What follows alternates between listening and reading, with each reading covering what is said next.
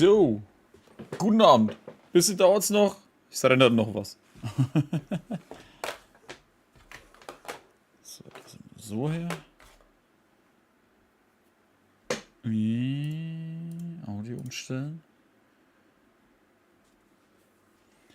Guten Abend Navia, guten Abend Mel, guten Abend Max.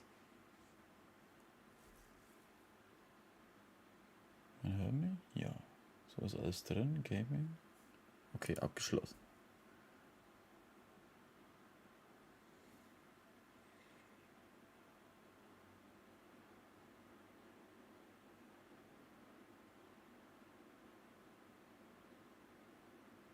Na, lad schneller.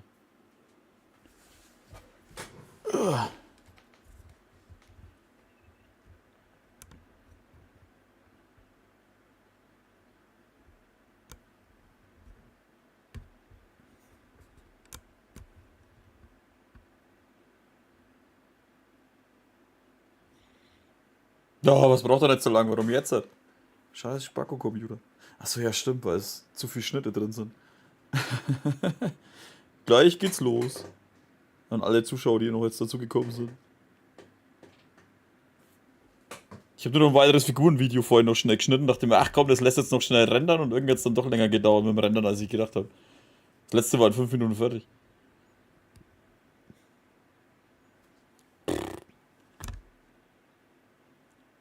Oh, meine Kamera ist auch richtig eingestellt, fällt mir gerade ein. Weil ich habe mir mal ein neues Tischgestell gekauft. Ich kann jetzt nämlich sowas. Hä?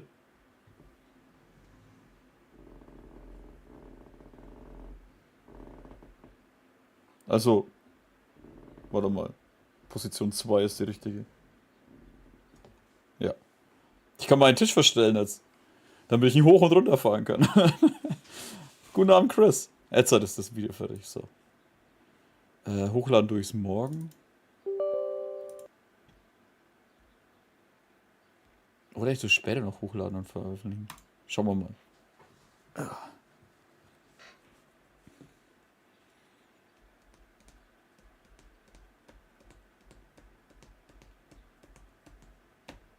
So, Sommer-Event geht heute weiter. Es müsste eigentlich alles freigeschalten sein, oder?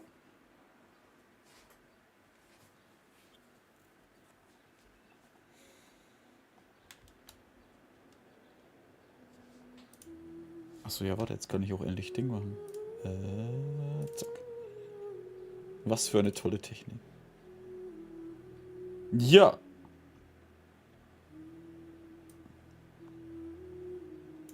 Das mal will ich auch. Nein, warte mal, das brauche ich. Weil so Figuren-Reviews im Stehen sind einfacher, als wenn ich hocke und die ganze Zeit mit dem Stuhl knarz.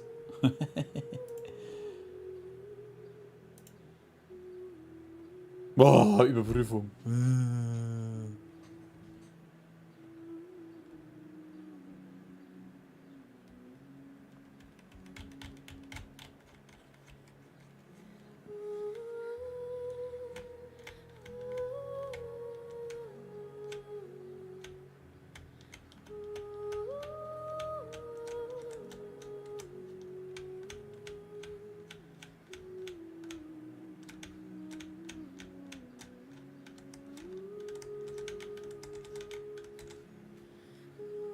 War klar. Einmal, wenn ich es nicht vorher aufmache. Fuck you, Spiel. So. Ich glaube, es ist alles da. Na, ich hoffe es. Wobei das wahrscheinlich relativ lang gehen wird. Also schauen wir mal, ob wir das heute komplett wegbringen. Warte, habe ich eigentlich genug Speicher? Ich glaube, ich muss was löschen. Dieser PC. Was hält denn heute alles so lange? Achso, ja, ich wollte meinen PC schon länger mal wieder auf neu machen. Das habe ich bis heute nicht gemacht, weil er immer noch funktioniert.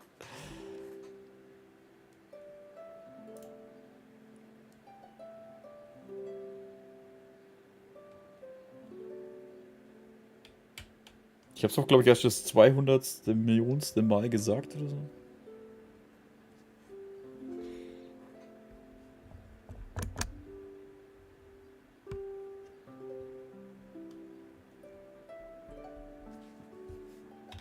So, jetzt müsste offen sein. Oh ja, ziemlich knapp.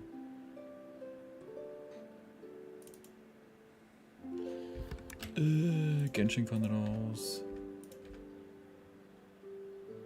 Das kann raus, das kann raus, das kann raus, das kann raus. Ja, weg damit. Wie schaut es jetzt aus? 250 GB, sehr schön, das reicht. Ja, wer freut sich nicht auf Fontaine? Das Lustigste, was ich jetzt fand auf der deutschen Seite von Genshin Impact auf Facebook, die Leute sind scheinbar alle nicht wirklich begeistert von den Charakteren, die da drin sind. Also die, wo da was geschrieben haben. Ja, ich finde einige echt cool. Mir fehlt noch eine Yae Miko. Also eine, die wo ich denke, oder eine Raiden, wo ich mir denke so, yes, Alter, die ist richtig geil.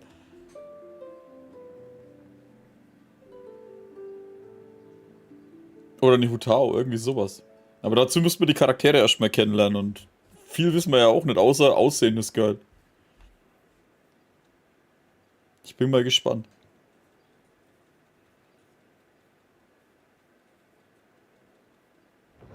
Heute noch? Ja, wir kommen heute noch nahe. Yay.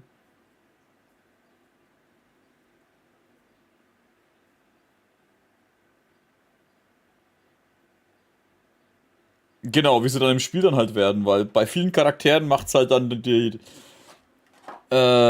Art von denen aus. Ich meine, der Hutao schaut cool aus, aber wenn man ihren Charakter dazu nimmt, dann... Aimon? Wer zur Hölle ist Aimon?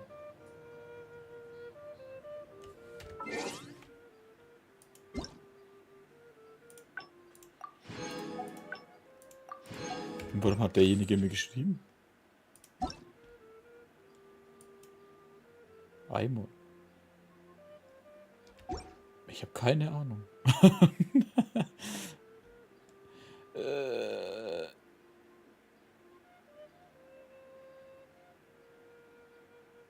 Schunchen, da kann noch mein Tablet, ich gucke. Na, guten Abend, Schunchen. Schunell. Darius, guten Abend. Okay. Warte mal, warum bin ich hier eigentlich? War ich nicht in dem Sommerloch? Ach ne, stimmt, wir sind letztes Mal hier rumgelaufen und haben ein bisschen gelabert.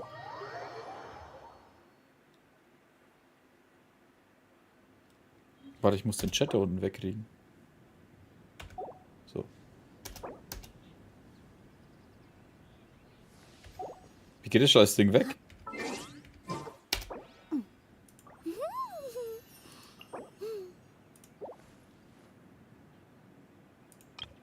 Löschen. Sehr gut. Warte, habe ich jetzt die Freundschaftsanfrage gerade geschnitten, oder? Bloß den Chat. Ja, okay.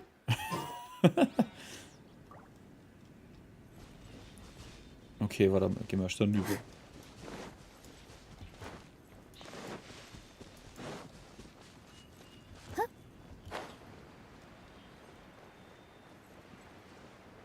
Oh, und der Trailer zu Blade aus Honkai Impact ist ja richtig hammergeil. Alter Schwede.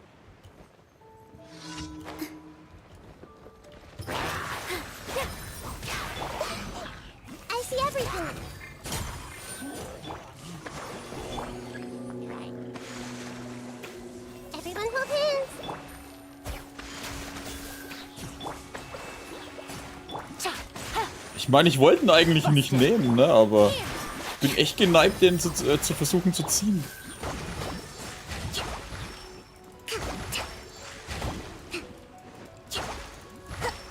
Also scheiße, der Versäger jetzt, hör auf mit einem scheiß Schild jetzt!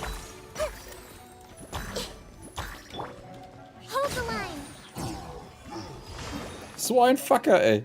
Entschuldigung.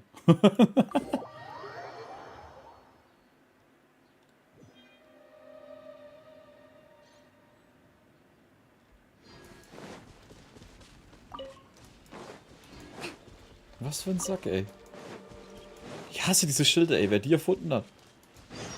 Und ich meine, das sind Schilder an sich, sondern der, wo die meint hat, der muss den Genshin einbauen. Fuck you.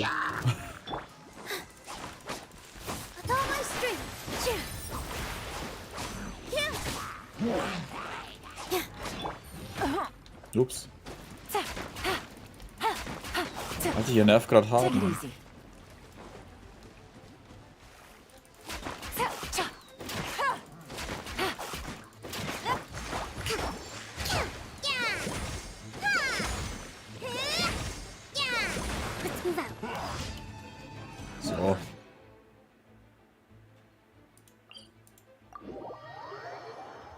Na dann schön, dass du da warst, Max, auch wenn es so kurz war.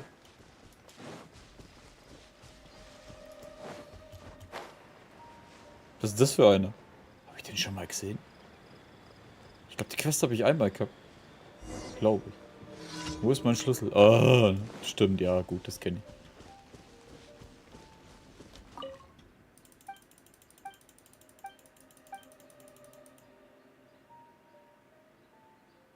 In Ordnung. Schlimmer Griff ist in der Tasche.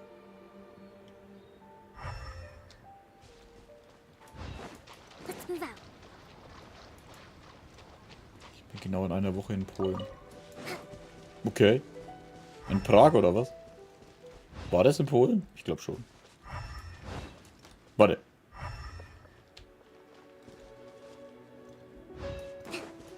Das ist das Einzige, was mich an Polen mal interessieren würde. Aber auch nur wegen dem... Scheiße, wie heißt der Typ nochmal? Ist der Good Guy? Nee. Nee, irgendwo am Arsch der Welt. Was willst du denn am Arsch der Welt in Polen?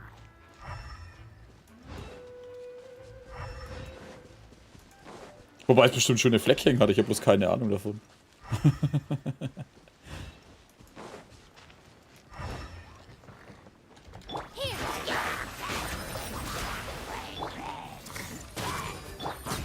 Gotcha.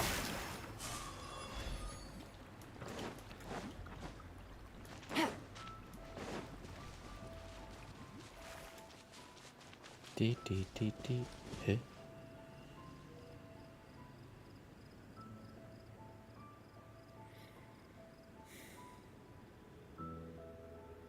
Schreibt mich nicht mit in den Streams an, Alter, sowas stört bloß. Sonst muss ich euch löschen. Genau deswegen habe ich keinen Bock auf Freundschaftsanfragen eigentlich. Warte mal.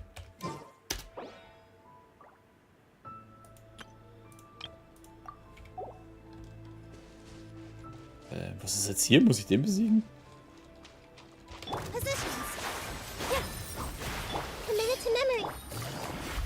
Achso, ja, warte, der Penner, der ist ja... Der muss ja erst aufstehen. Scheiß Nervensäge.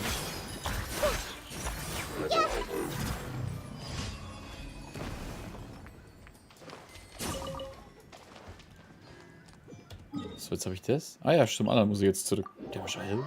Aber es war gut, dass die mal alle von Haufen sind.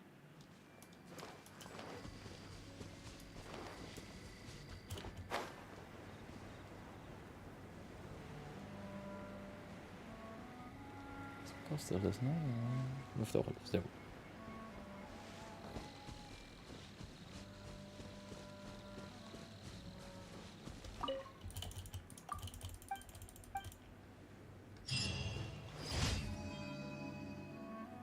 Achso, ja, er ist jetzt weg. Der so, was ist los?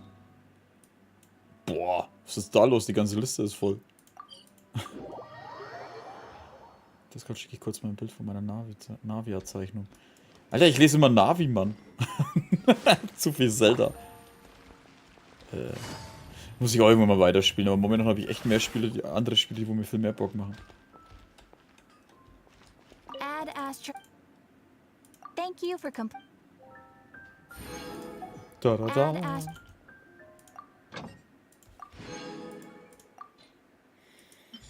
Fischl. Wer hat die Fischl? Jeder hat die Fischl.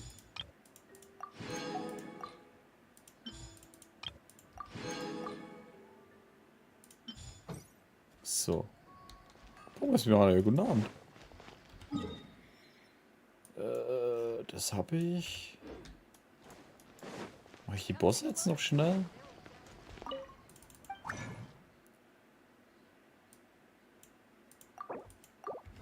Ja gut, jetzt ist eh zu spät.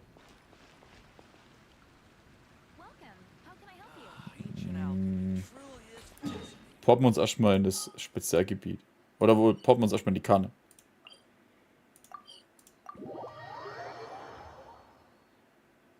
Das war nie, guten Abend. Das beste Schwert für Ben ist das Opferschwert. Das passt für den Charakter. Vertrauensstufe.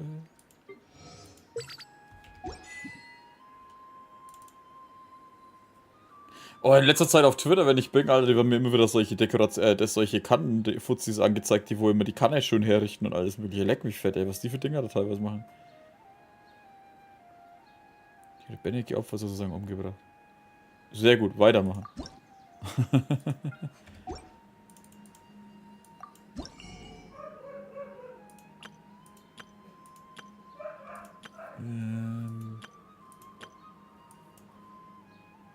Nehme ich da irgendwas mit?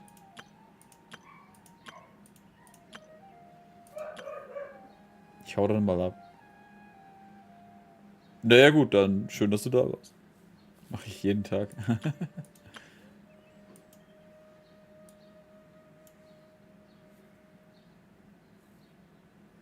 Ein Traum von Mora. Stimmt, das sind die ganzen Blumen aus diesem... Habe ich da welche gekauft? Ja. Spur des reinen Blumenwassers. Würdest du nochmal neu mit Genshin anfangen? Nee. Nicht mal, wenn sie mich bezahlen würden. Obwohl, dann vielleicht schon, aber da kommt es aufs Geld an. Das ist viel zu viel Arbeit, ey. Und wenn dann höchstens nur, um die Story zu spielen, aber selbst da hätte ich, glaube ich, gar keine Lust dazu, weil du vorher ja der Abenteuerlevel wieder steigern musst und alles. Also so gut es auch ist, ey, nochmal anfangen würde ich nie.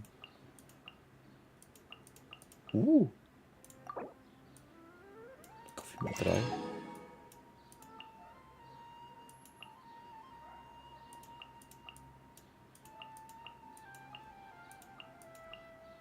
Weil ich finde es krass, es gibt da welche, die wo wieder komplett von neu anfangen und dann nur mit Bogen oder nur mit das. Boah, das wäre mir viel zu langweilig nur. Viel zu viel rumge... Ja, eben. Da ist viel zu viel Zeug, wo du so denkst, so, nochmal müsste ich es nicht haben. Vor allem auch, wenn du manche Quests nimmst, die wo du machen musst, ey, da ist so viel, wie Mel sagt, rumgeeier, ey. Da sind halt so viele Texte drin, wo du eigentlich in 2 Minuten abgespeist hättest, die aber wieder 10 Minuten ist so abkauen.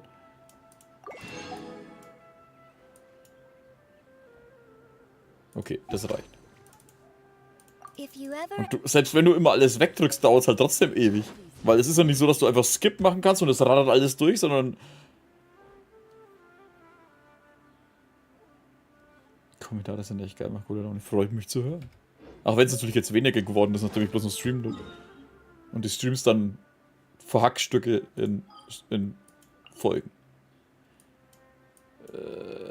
Wo war denn das Hauptding? Das ist in der Mitte, ne? Keine Fehler, die neu anfangen wegen einem Banner für einen Charakter, um ihn zu pullen. Also wenn du eh schon am Anfang bist, okay, kann ich verstehen, aber irgendwo in der Mitte nochmal anfangen, dann...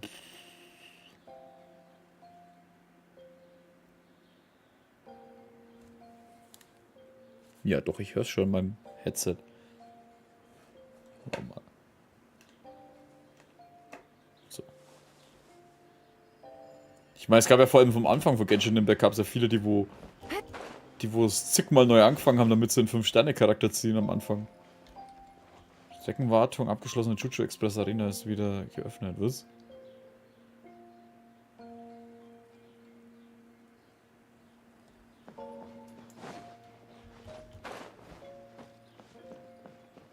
Das von ihm dann auch klasse. Danke, auch schön zu hören. Ich kann Final Fantasy 16 empfehlen. Außer man ist spoilerempfindlich. Alter Schwede, ist da neulich jemand abgegangen. Ich versuche ja in meinen Let's Plays größtenteils nicht die Folge zu spoilern, was drin passiert. Zum Teil. Ich meine, manchmal geht es nicht anders, aber ich meine, man weiß ja, was dann schon eh passiert und auf was hinausläuft und so. Aber ich habe neulich eine Überschrift geschrieben, Folge 40 oder so, wo es zu einem Grab geht. Und da habe ich halt den Namen vor dem Grab hingeschrieben. Alter, ging da jemand ab. Du hast mich gespoilert, was soll die verfickte Scheiße und keine Ahnung was. Und das ist sofort ein Diabo, was soll denn der Dreck, ey? Und dann denke ich, Alter Junge, das ist 20 Folgen her. Ich meine, du bist auf einem scheiß Let's Play-Kanal, wo das Let's Play läuft. Was erwartest du, dass ich wirklich gar nichts reinschreibe in die Überschriften? Ich meine, ich habe es dann trotzdem geändert, weil ich mir dachte, oh, okay.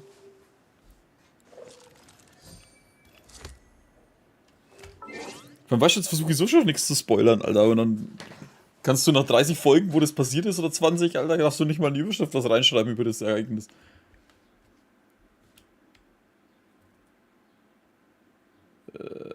Okay, wir haben jetzt das da.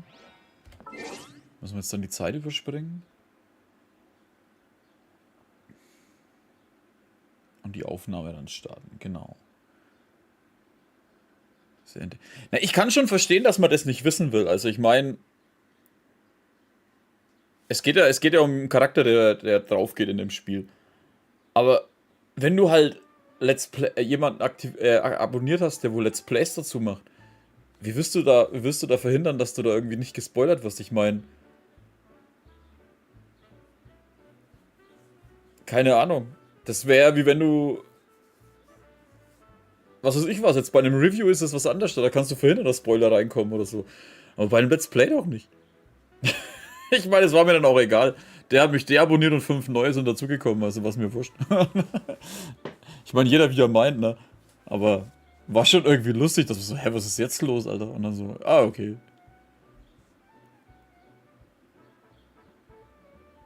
Aber wisst ihr was? Ich weiß, es ist ein bisschen früh und wir machen ganz kurze Pause. Ich hab gemerkt, wenn wir Spiel spielen, dann schaue ich das Let's Play jedenfalls danach. Oder ja, eben. Ja, gut, das Problem ist halt, du kriegst ja wahrscheinlich solche Sachen auf deiner YouTube-Liste vorgeschlagen. Wobei aber, du musst halt dann schon die komplette Überschrift lesen, weil steht da bei mir immer dann Final Fantasy 16, Folge so und so, das Grab von. Haha. Das heißt, du müsstest diese ganze Überschrift lesen, damit du da überhaupt hinkommst. Das heißt das. Also, wenn ich komplett am Anfang schreiben würde, Tod der Charakter. Könnte ich verstehen, das ist scheiße, weil so schnell wie du hinschaust, so schnell hast du sowas ja auch gelesen. Aber das ist so, du müsstest die ganze Überschrift lesen. Außer du liest einfach in der Mitte oder so, keine Ahnung. Aber ist ja wurscht. Na, tolles Kino. Ich fand es irgendwie am Anfang so, wow. Und dann so, ja, okay. Was müsst ihr machen? Also, bevor wir hier loslegen, ich ganz kurz nochmal eine Pause. Ich hole mir meinen Kaffee und dann starten wir voll rein für die nächsten Stunden. Ist eigentlich jetzt mehr da? Das stört mich voll, dass hier so wenig ist. Egal. Also, ganz kurze Pause. Wo muss ich hin? Da muss ich hin. Pause.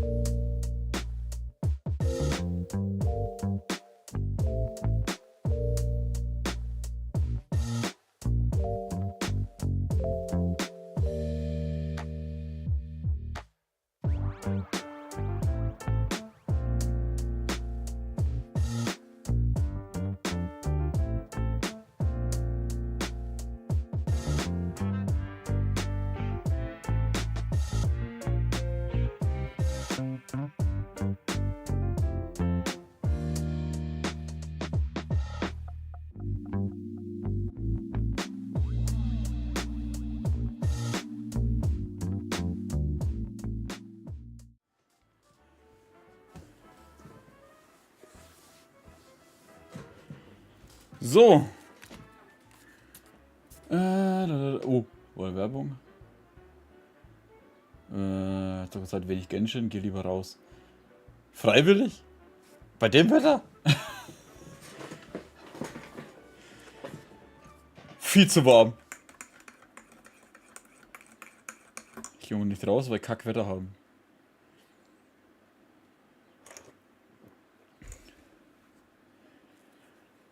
Ich mache beides, damit das Leben nicht zu lahm wird.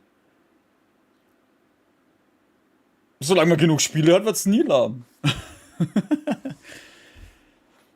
Vor allem, da passieren echt schöne Sachen zu Hause. Vor allem, sieht man das?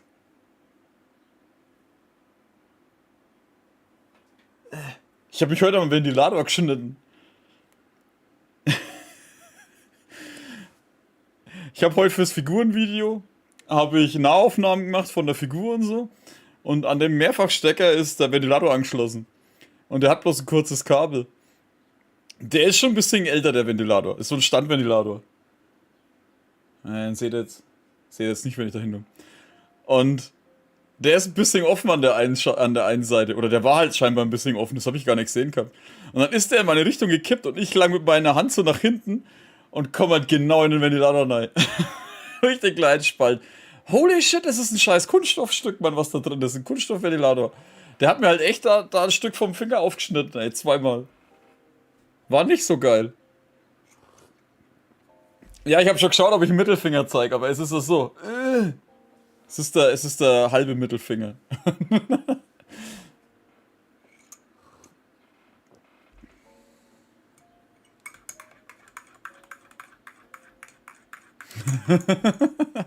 Ihr kennt mich alle am anderen Finger.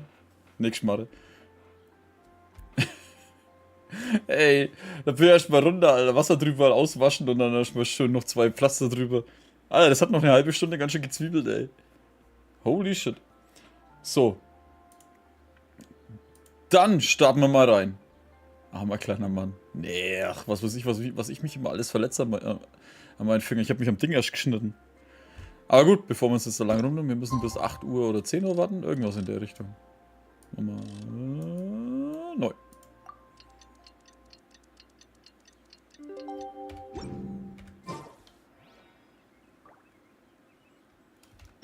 Hä?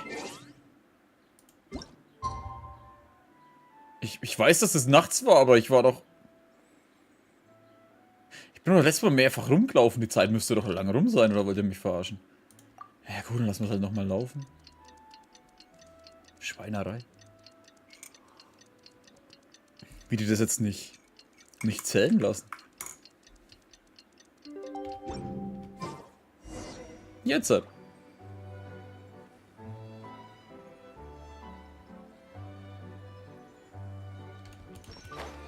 Warte, wo sind die hin? Hä, die waren noch hier gestanden. Wow, jetzt sind sie da drüben, toll.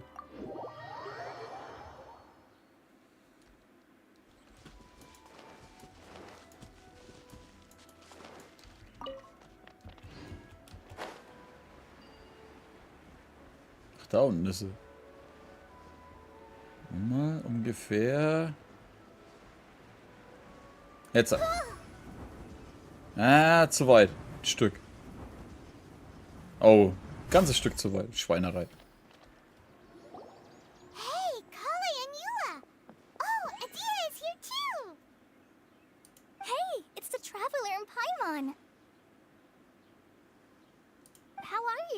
Did you rest well?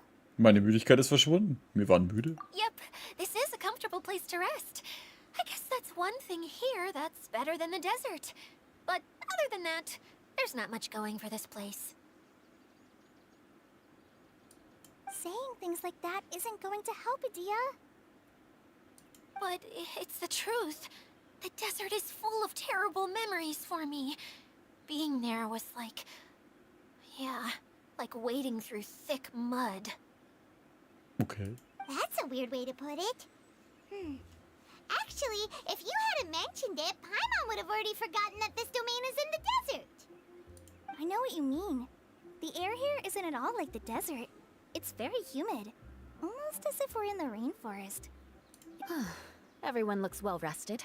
If you're ready, we can start making our way to the jungle north of here. Good luck, everyone. I'll be rooting for you. Hold on. I said we, didn't I? No need to say goodbye, because you're coming too. Huh? But wait, I'm just the mascot. Wie geil. You can't back out this time, Adia. The manager of the fairgrounds is waiting to see you. She said Adia is the only person who could help. Jahrmarkt? Yes, Kale and I discovered a fairgrounds in the forest. Ja, bei uns sind auch auf der Jahrmarkt mit einem Wald. The person in charge of it seems to be a Spontamod scholar. A scholar? But what's she doing there? Gelehrt Teaching the forest ley lines? der Stoffkunde, Alter. Ich hab da echt einen anderen Stoff im Kopf, was die wahrscheinlich erforschen. Oh, I wish there were ley lines here that I could ever study. Anyway, I know who you're talking about. I'd better come along then. Du kommst so mit. Hä? Große Krise im Paradies der Mirage. Mirage. Was? Da drüben? Dann gehen wir dann auf und fliegen rüber, als ob ich da rüber schwimme.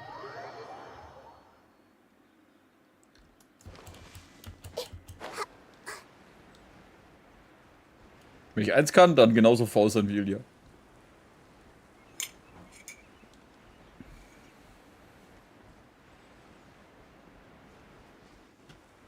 Was ist hier los? Keine Musik? Dann halt keine Musik. Toll. Treffe ich jetzt? Ich müsste eigentlich den Pfeil so mittig hinbringen. Dann müsste ich es eigentlich schaffen. So? Ja, ein bisschen zu wenig. Und ja, ich weiß, dass die Energie vorbei verliert.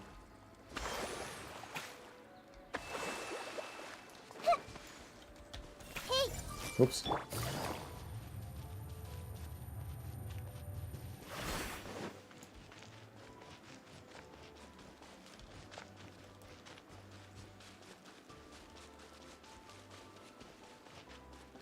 Alter, wie weit ist denn das noch? Gibt's hier keine Seilbahn oder so?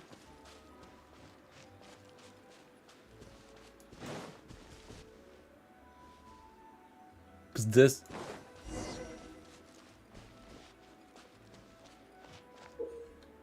Nimm dir die Prachtfarbenlinse des Glanzlichtwerfers, um dem Licht seine Farbe zu verleihen. So was Licht in korrekte Farben auf das Glanzjuwel trifft, wird das Juwel aktiviert, wodurch Schatztruhen entsperrt und Vorrichtungen in Gang gesetzt werden. Okay. Danke.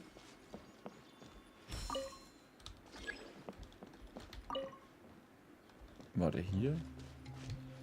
Nee.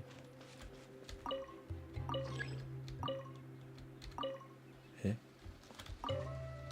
Hä, warum ist jetzt das da wieder? Ah. Ich dachte, ich muss es davor hin tun, wegen dem Zeichen. Chest full of valuables and a trove of potential clues. Okay, creepy Puppen, was geht ab?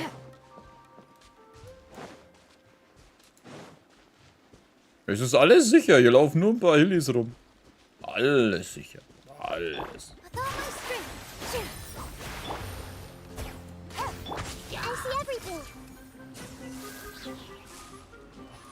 Jetzt ist alles sicher. Find anything you like? Ich würde gerne andere Charaktere spielen, aber das ist einfach zu stark, was die hier abziehen. Brauche ich nicht so viel kämpfen.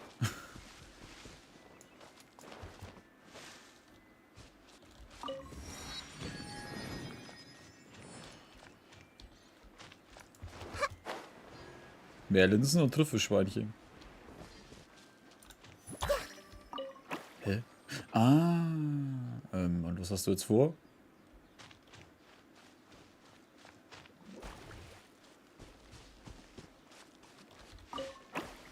Ah.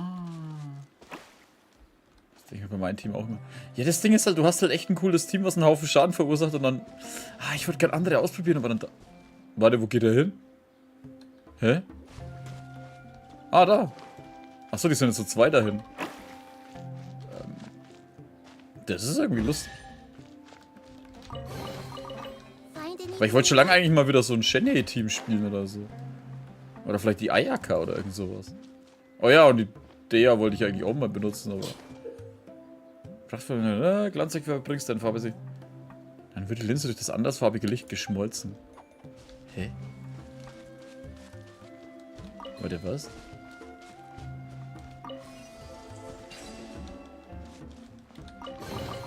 Ich habe das mit dem Schmelzen jetzt nicht ganz verstanden, aber okay. Hat die auch blaue Haare? Warum haben denn die alle blaue Haare? Mutieren die alle, wenn die zu lange hier sind?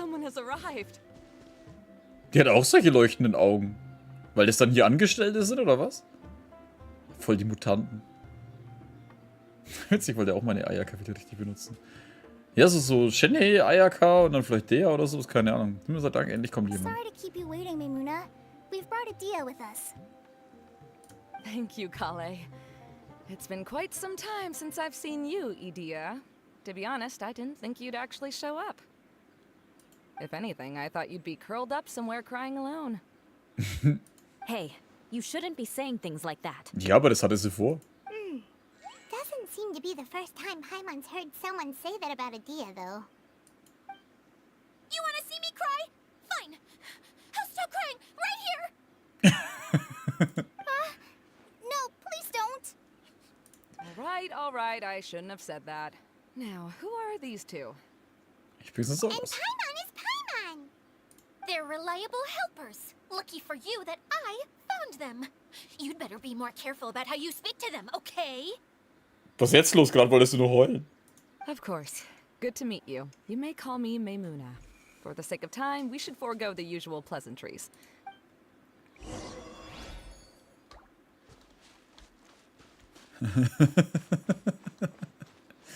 Eieiei, die haben echt alle eine super Meinung von der Ding.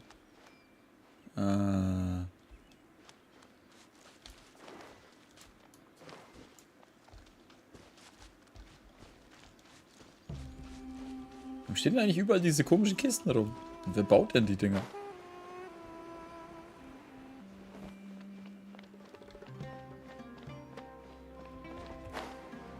Welchen Team werdet ihr Fontainer kommen? Mit dem, was ich zu dem Zeitpunkt spielen werde, ich habe keine Ahnung.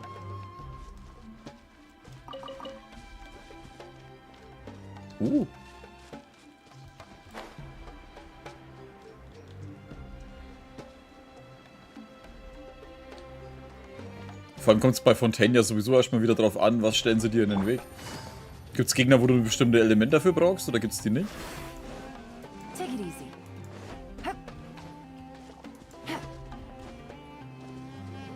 Take it easy.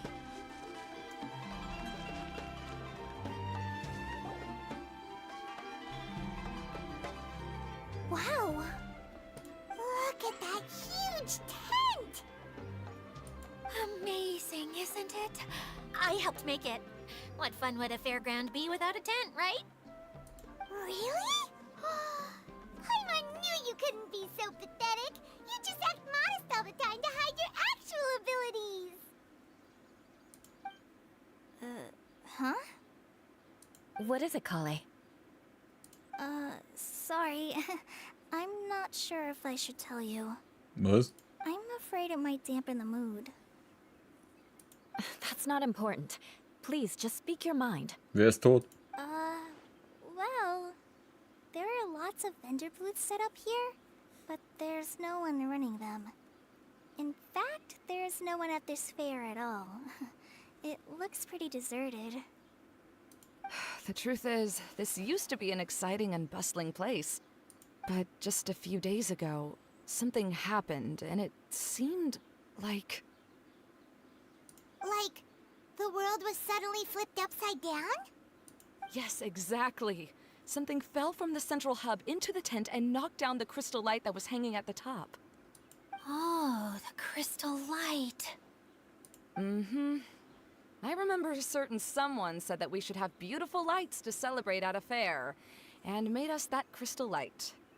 But once the light fell, the tent became a complete mess and the hydro-eidolons were trapped inside. Just when I was at my wit's end, a man from the Lawrence clan came and offered his assistance. Oh. Wait, he offered to help you? Ja. Yes, and he refused to listen to any of my warnings. He just walked straight into the tent and then... Yes? And then? Yeah, don't leave us hanging here. What happened? Er hat die Lampe geklaut. And that's it. He became trapped inside along with the hydro-eidolons. Oh, noch mehr Opfer. Oh no, we have to do something. We can't just leave him there, Maimuna. Naja, er ist vom Lawrence-Clan, den könnten wir eigentlich schon da drin lassen. Ich meine, die Jula sucht ihn zwar, aber... Ach, keiner braucht die, außer die Jula. I know, but the situation inside might be more difficult than you think. You should mentally prepare yourselves. Just talking about it is a waste of time. Since we're already here, let's go and scout out the situation ourselves. All right, this way, please. Ab ins Zelt.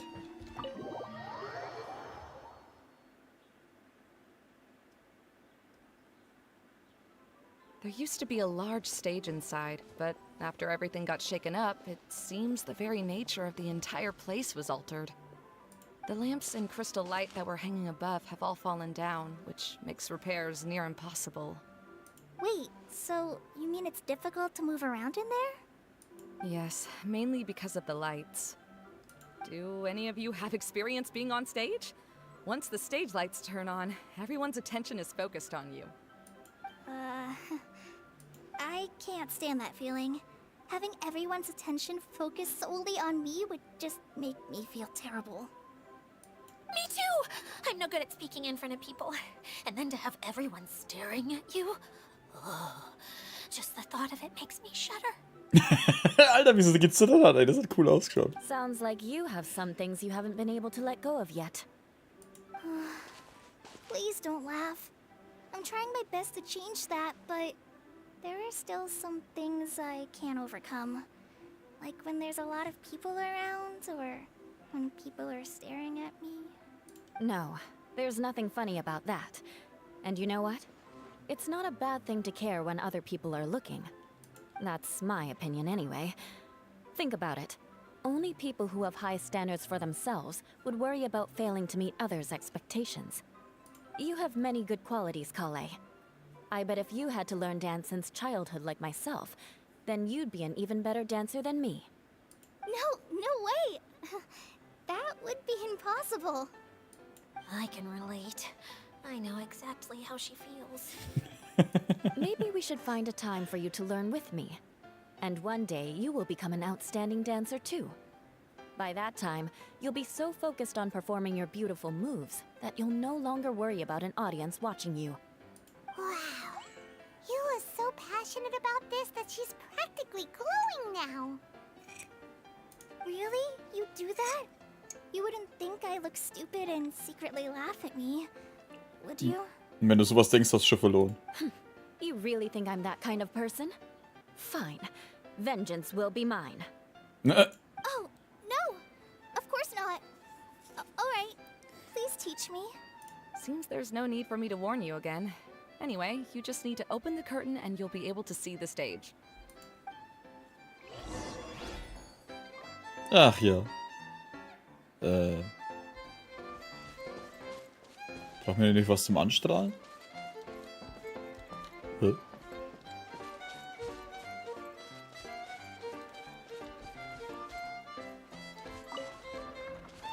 Ach so. Wait, what's that thing in the middle there? That's my Eine heilige crystal Granate. light. It's been locked up. Well, let's figure out a way to fix this.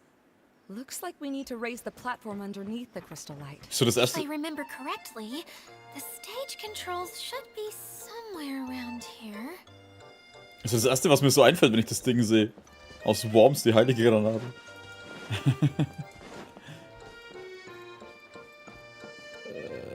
Lichter verdrehen.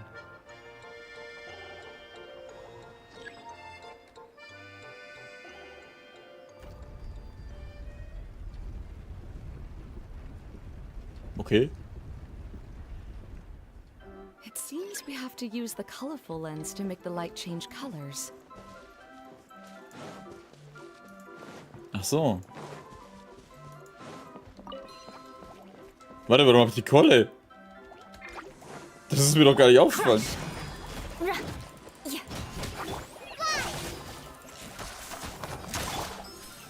Shudder.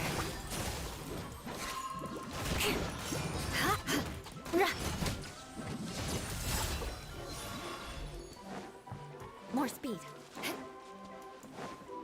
Hat sich Kaisen, ich soll ihr das Tanzen beibringen und nicht hier ganz normal durch Dinge? That's one way of shining new light on the problem. Hey, Maimuna?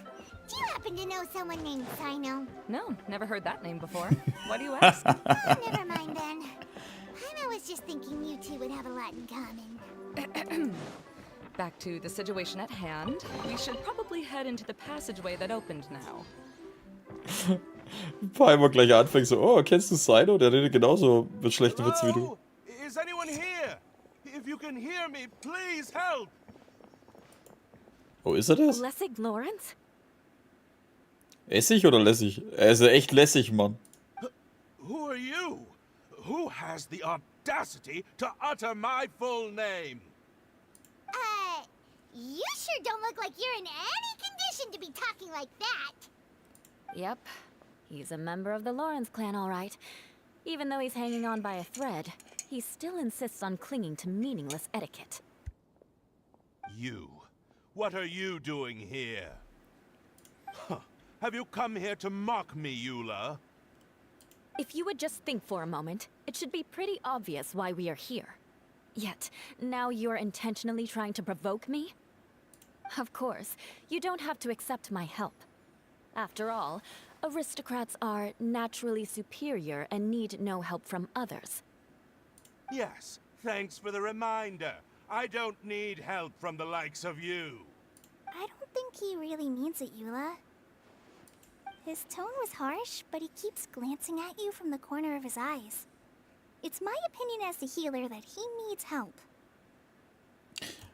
Also, meine Meinung, und ich bin kein Heiler, er braucht echt ein paar auf die Fresse. Aber hey, ich bin kein Heiler.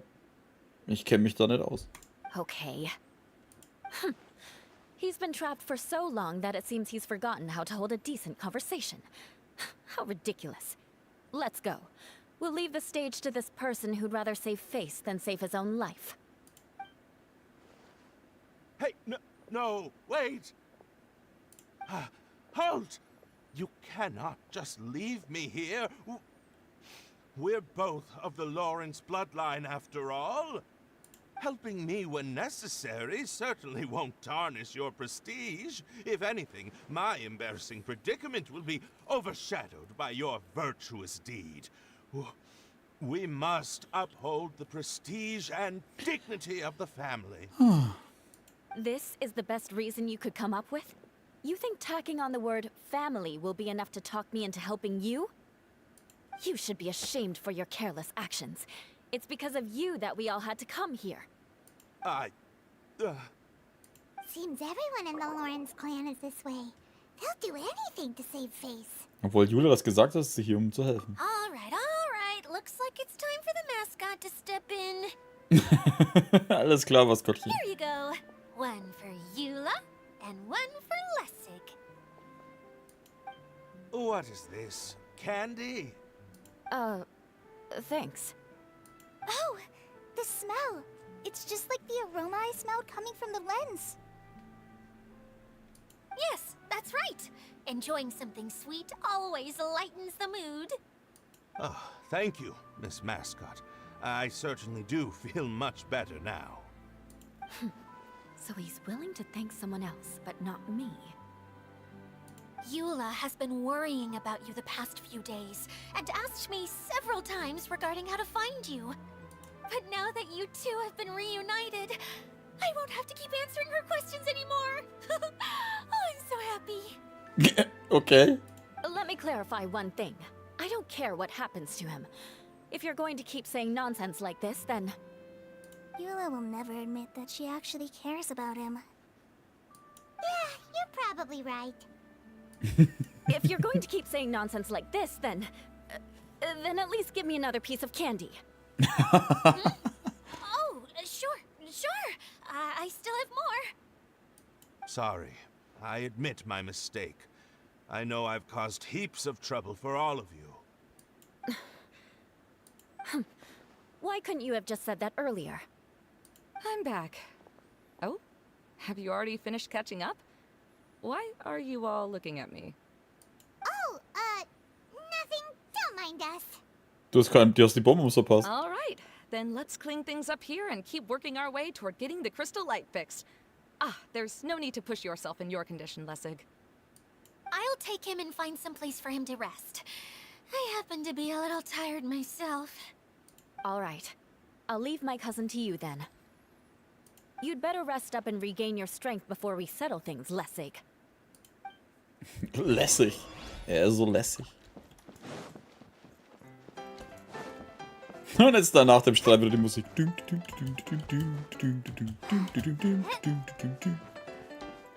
Now, let's see if there's any way to keep raising the platform higher. We probably will need to find a mechanism that's like a lamp. Strange. Is that really the Lessig that I know? You shouldn't always judge people based on the way you knew them before. People change, and people can always make different choices.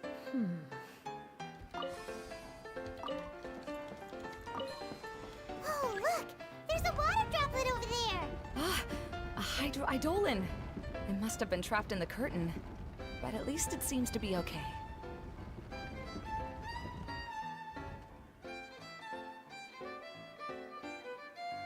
Ah, so ein Spielchen.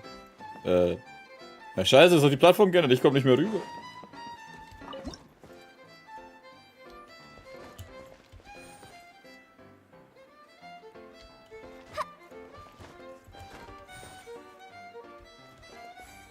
Das ist Super Mario, oder was?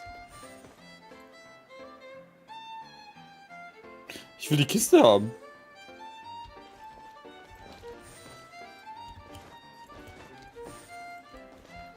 Da dann?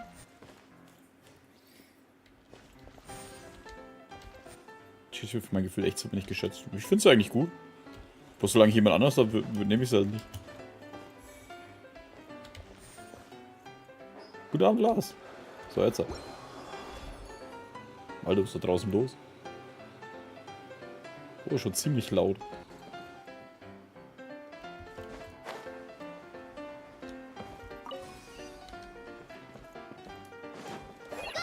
Achso, ich habe immer noch die Jula und die Kolle. Paimon thought it looked big from the outside. This place is massive! It is a magical tent, after all. The inside is much larger than it appears from the outside. Haven't you heard stories with this sort of thing before? Oh, another path has appeared! This should be the last level. Yes, don't worry. We're almost to the top of the tent. The last thing we need to do is raise the crystal light to the very top of the tent. After the stage collapsed, I realized that having it raised only halfway makes it look a lot like the stage at the Grand Bazaar. Have any of you visited the Grand Bazaar before? No, I haven't. I have. I've gone there a few times with Master Tainari. The place is bustling with all kinds of vendors. And if you're lucky, you can see Nilu perform her dance. Oh, a dance from Sumeru? I'd like to see that myself. If only it were on the way back, then we could stop there. It doesn't matter if it's on the way or not. I would be happy to take you whenever you have time, Eula. Great. I'll take you up on that offer. Wir waren? Yeah. Now that Paimon thinks about it, we've already been there more times than Paimon can remember. Really? My father used to help with festivities at the Grand Bazaar and would always give me candy during the events. I was just a kid and didn't understand anything. I was happy as long as he gave me some candy. To me, fairs and festivals were the best things ever. I always thought my father was amazing and wanted to be just like him when I grew up. But aren't you a scholar in the academia, Maimuna? As far as I know, scholars seldom could spend time doing anything but research. I doubt you could have time to assist your father in preparing festivities. Yeah, seems you read me like a book. When I had the choice between becoming who I wanted to be and who my parents wanted me to be, I ended up choosing the latter. But I was never happy about it. Huh. That's almost the exact opposite of Eula's situation. You must have already realized that. Why else would you set up all the booths here and make this place like a fairgrounds? Yes, but I'm still not as happy as I imagined I would be. I realized that attending a fair and running a fair are two completely different things. The main reason my childhood was so fun and carefree is because my family worked hard. But my father knew how difficult and tiring running a fair could be, so he wanted to push me towards academics. But in the end, I didn't do well in either. I gave up on myself and resorted to investigating ley lines in the desert. Some things happened, and then I accidentally ended up here. I finally had a chance to make my wish of running a fair come true. But after seeing everything come crashing down, I feel like I've lost the strength to go on. It's not as bad as you make it out to be, Maimuna. No need to feel so down. You have the courage to change, and you've been actively guiding us on this journey. Someone who's given up on themselves could never do these things. Oh, Kale. I understand my situation better than anyone. You don't need to try to comfort me. It's not that I'm trying to comfort you. It's just that people sometimes don't realize that their actions speak louder than words. Believe me, this is something that I learned from my time together with Eula. Oh, what are you trying to say? Oh, nothing. Now, let's get that crystal light fixed. All right.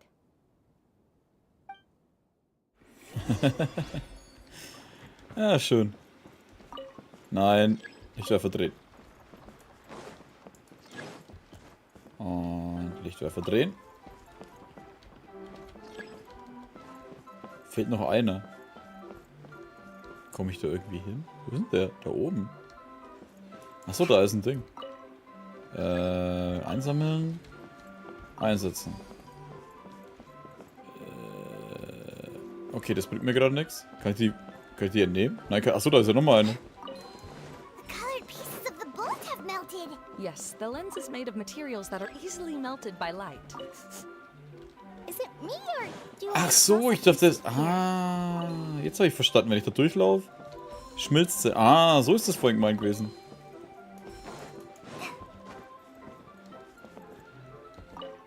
Hä? Oh, ich glaube, ich bin schon... Ah, warte, ich muss das Licht wieder wegdrehen. Alter. So, erstmal mitkommen. Hallo? Drehen.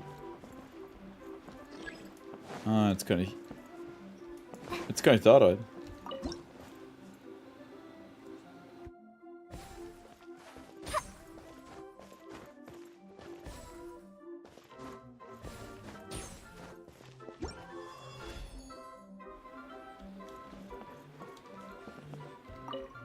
Hä?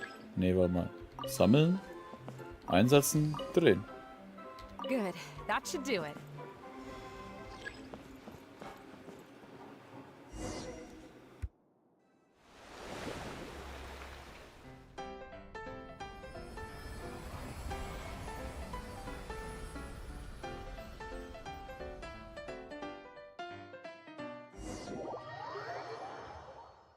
Ey, mach die Musik nicht weg, was soll das? Lass das während der Ladezeit laufen.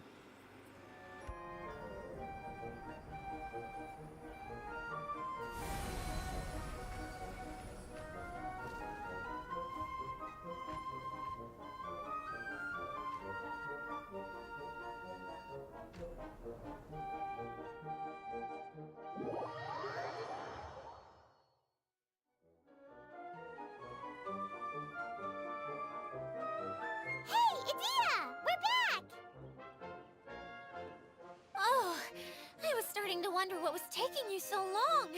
But don't worry, Lessig is recovering well.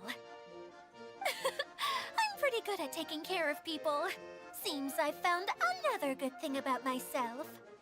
I don't know if I should be worried for him or happy for her. The shadow. It's massive. Wait. The shadow just now. It's...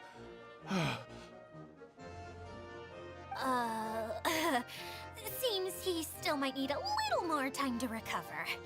Tell me, did everything go well for you all? Of course. With a team like the Traveler, Paimon, Kale, and Eula, they're at least 40 times more reliable than you ever were. Wow, Alter, die ist schon echt fies, ey. Only 40 times more reliable? That means I'm still pretty good then. Okay. I guess it's impossible to feel like you've lost once you've already given up. I'm a little concerned about how comfortable you are with that. Huh? What has happened? How did I get outside of the tent? Ah, that's right. I remember meeting Eula, and then... my head. Alter, was stimmt mit ihm nicht? Was mich interessiert, er hat Angst vor einem riesigen Schatten. Kann das sein, dass er den Drachen getroffen hat, den was wir mal gesehen haben? Oh, you're awake now. Don't worry, that's just a side effect of your treatment, Lessig.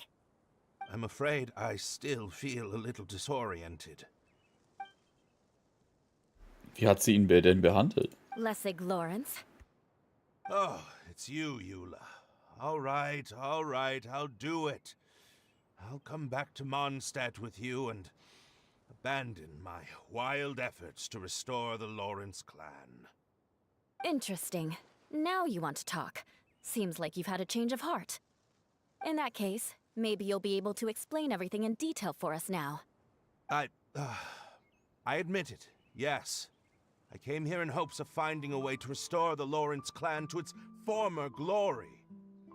But it was a long journey, and I didn't always know the way. I passed through Liyue and Sumeru. There was even a time when I lost my wallet and had to live in the wild. But the peculiar thing is, I realized that nobody knew me out there. And not a single person even cared about the Lawrence clan. You and I are like glass pawns that were raised in shackles. We were taught to act like nobles, but outside the walls of our home, the people of Mondstadt despised us. Such pompous, hateful, and stubborn teaching. It all culminated to making us cling to the old aristocratic dogma in an attempt to maintain our pride. It's like a never-ending game of tug-of-war, but it is meaningless. You understand. Paimon sorta understands what Lessig is saying. Everything he said is true. Your family is probably unaware that you've already changed how you see things. Yes, this has all happened recently. After coming to this domain, I realized the Mondstadt that I want is one where not everyone fears me. All that I and many other members of the Lawrence clan long for is a place where we can live peacefully with others. Lessig, both you and I never had anything to do with the glory of the Lawrence clan. That is all in the past. We're just ordinary people. I originally planned on returning to Mondstadt after taking care of things here. I never thought you would come here. I was completely shocked, which is why I reacted like I did. See, people can always make different choices, and it seems that Lessig has also chosen to become someone he truly wants to be. Yes, about that. I'm afraid I haven't quite found my own purpose in life yet. That's all right. Being able to clearly choose between becoming who you want to be and who your parents wanted you to be is already a step in the right direction. How to find true happiness is probably one of the most difficult research topics of all. I have a suggestion for you, Lessig. Why don't you return to Mondstadt and tell your parents what you just told us? They'll probably try to tear me limb from limb. But what about you? Do you ever tell your family about what you think? This is something that I've been thinking about too. Perhaps the two of us can sit down with the rest of the clan and discuss it with them. The Lawrence clan is just like this stage. It was once home to glorious performances, but those days are now long gone. And it is time for the stage to be updated. She's so solid and tough, but also clear and open, like an ice cube. Is that why she's able to dance anytime and anywhere she wishes? So. Erstmal schön, dass du da warst, Mel, und dir auch noch einen schönen Abend. Guten Abend, Pumpman. Und zu den 3 Fragen vorhin.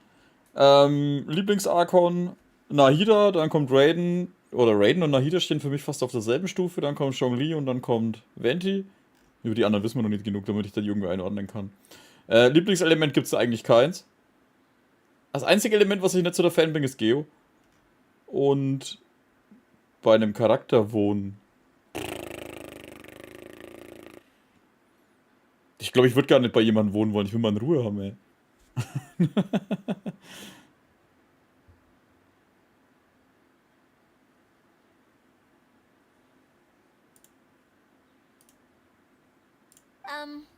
Are you all done talking now?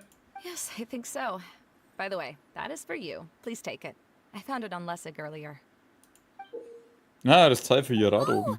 It's one of the missing components! Wait, so you had it all this time? Why didn't you give it to me earlier?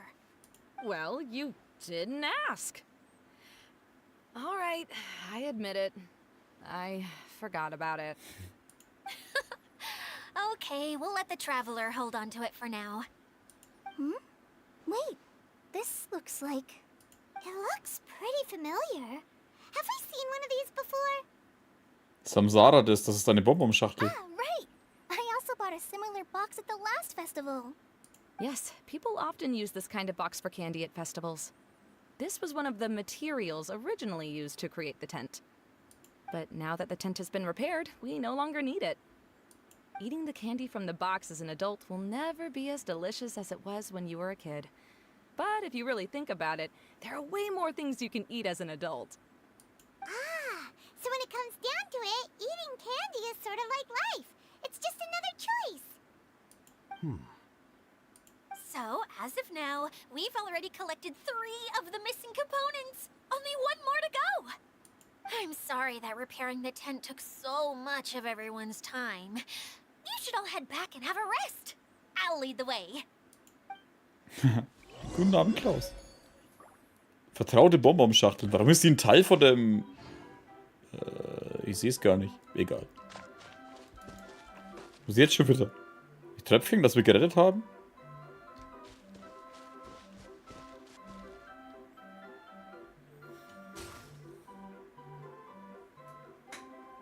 Hä? Ah, das ist jetzt angegangen, ne? Ich glaube, es ist erstaunlich. Die weiße Leuchte hat die Farbe geändert. Gehen wir und schauen uns woanders um. Vielleicht... was vielleicht? Vielleicht was? Da drüben ist noch ein Tröpfchen. Kann ich den nehmen? Achso, die sind jetzt alle wieder da. Aber hier ist ein Pfeil. Ist da jetzt einer drin?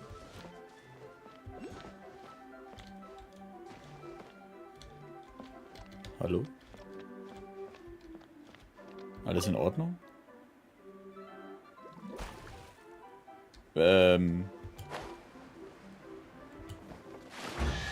Ah. Okay. Das ist ja I lustig. wonder who this gift could be from.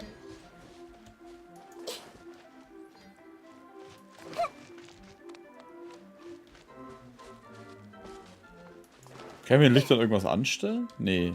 Die verändern die Farbe, wenn ein Tröpfchen dazu kommt. Das heißt, ich sollte da hoch. Aber wie komme ich da hoch?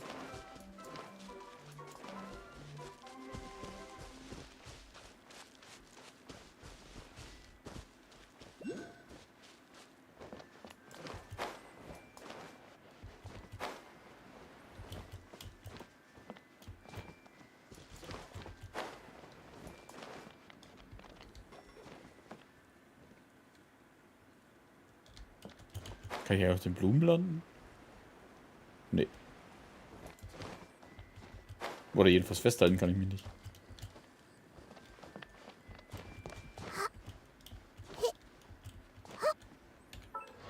Ja, falsche Knopf.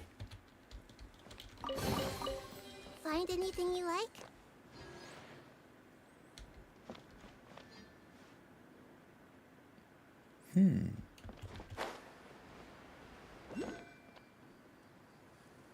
Da ist auch eine Kiste.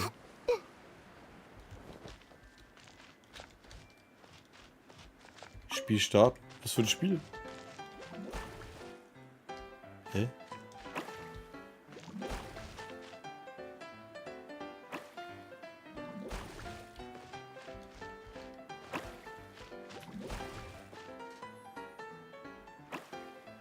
Kiste, Kiste.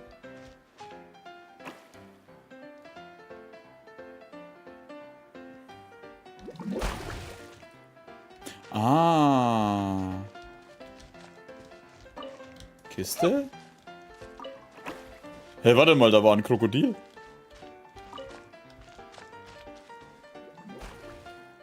Blau. Krokodil. Grüne Kiste. Ah, okay, das Krokodil kommt dazwischen. Jetzt kommt das Männchen und dann kommt die Zuckerstange. Kann ich das stoppen, dass er einfach weitermacht? Nee. Zuckerstänkchen.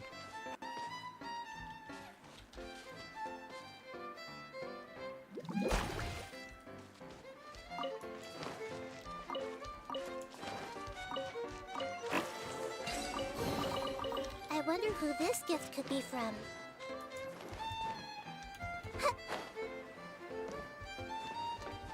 Dann kommt das nächste Event.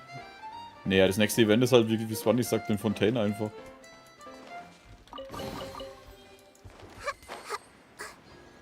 Oh, da war auch ein Glücksgutschein drin. Was ist mit euch los? Nix.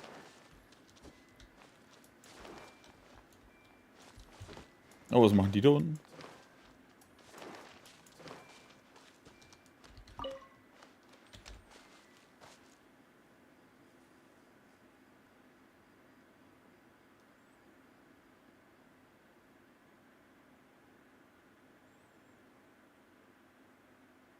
Hä?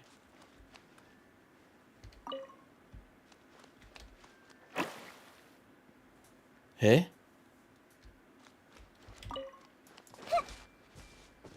Okay, den brauche ich.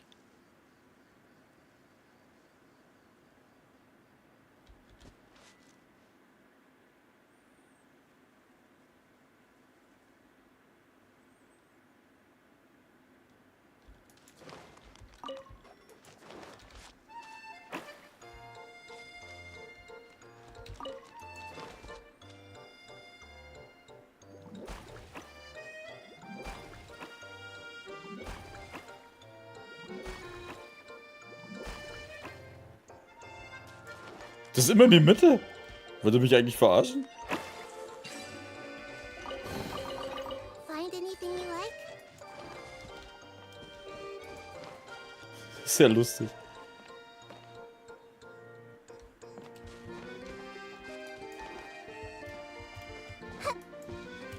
Ich frage mich, ob die immer wechseln.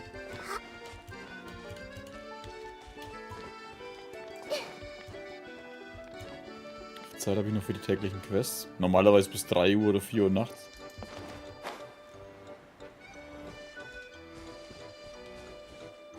Warum zeigt der Pfeil dahinter?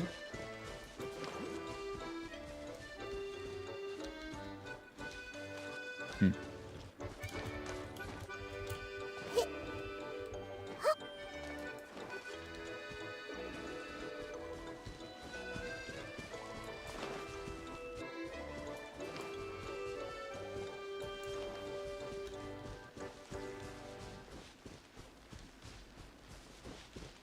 Wenn ich schon so nicht aufkomme, dann gehen wir halt so auf.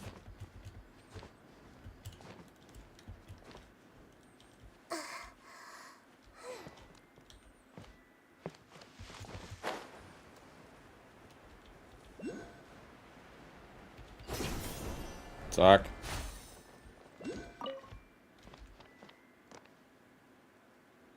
Na los, fast geschafft. Was hat er denn? Ich zeig's dir.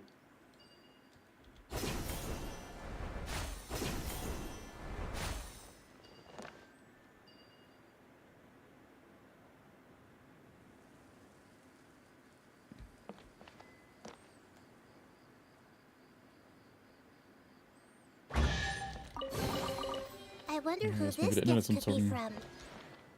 from. Das ist sehr fies.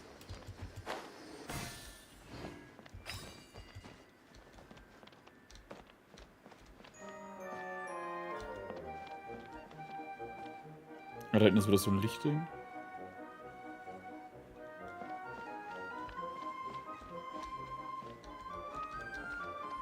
Dir fehlt die Zeit zum Zocken? Zu viel Arbeit oder was?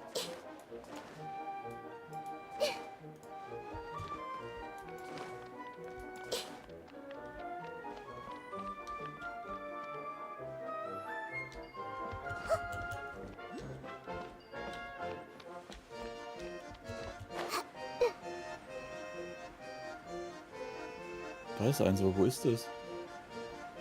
Unter mir?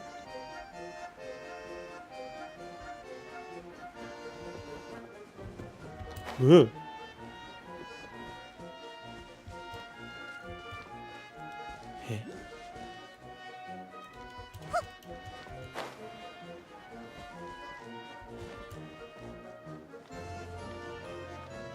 Da ist es drin.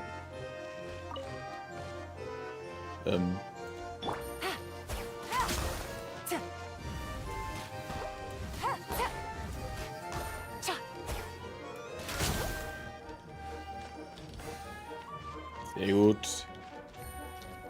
Jetzt haben wir immer noch das, was auch schon wieder was über mir ist.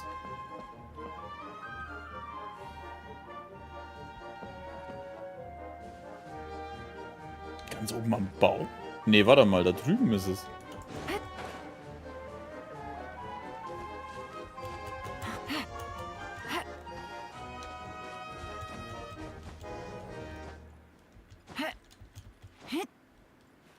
Wieso wieder Überstunden? Ich habe immer noch Überstunden. Seit 6 Wochen. Und es geht wahrscheinlich noch einen Monat weiter.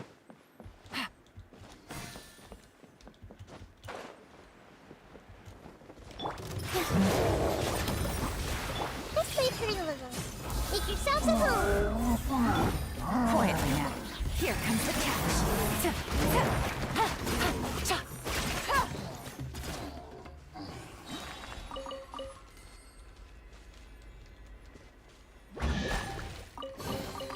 A chest full of valuables and a trove of potential clues. Ja, was ist denn hier alles? Was geht denn ab? Boah.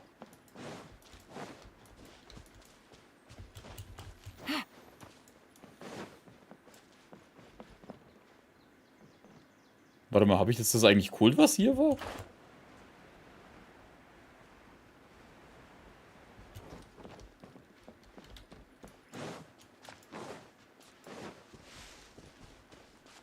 Oh, ich habe ich schon. Wie cool das, wenn man die fertig hat, dass die dann dieses Zeichen immer machen, damit man weiß, okay, die sind hier fertig.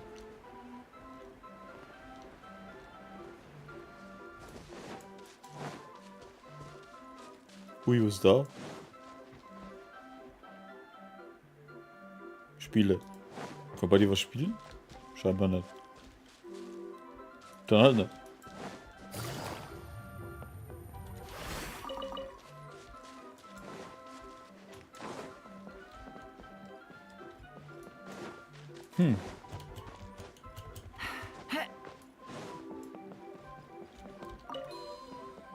Das haben wir doch gemacht. Take it easy.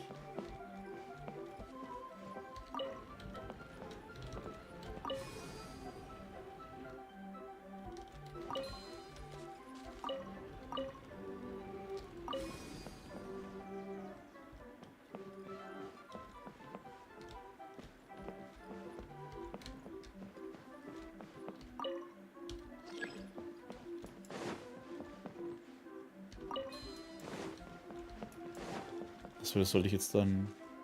Ach so, wenn ich das nicht aktiviere, dann geht es auch nicht.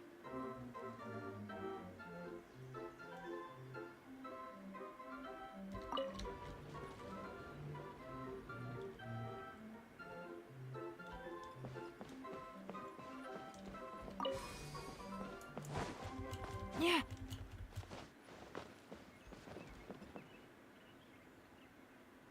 Ach, da ist ein blaues. Ah, so geht es dann auch. Das blaue hier, das aktiviert dann das aktiviert das und das aktiviert das. easy money. 2 bis 6 Stunden. Ja, ich denke mal, je nachdem, was du brauchst für die Story, wird wahrscheinlich relativ schnell auf jeden Fall durchgehen.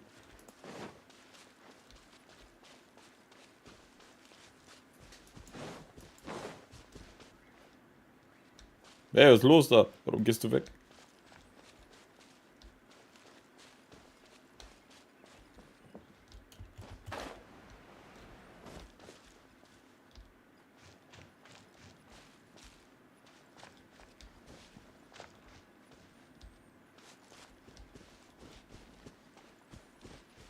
Oh shit, da ist ja noch mehr, Mann. Graben? Oh. A chest full of valuables and a trove of potential clues.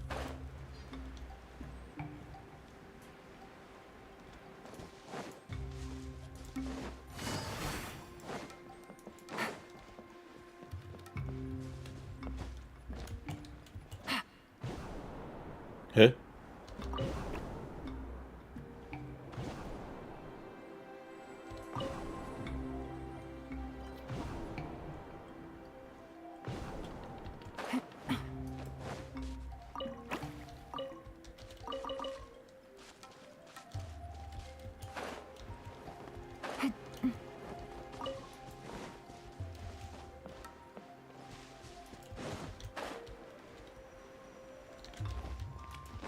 Was ist da hinten? Lauter Krokus.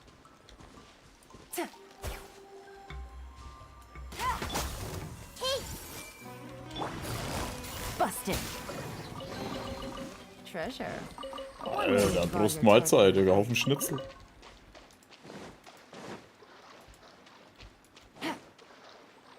Take it easy.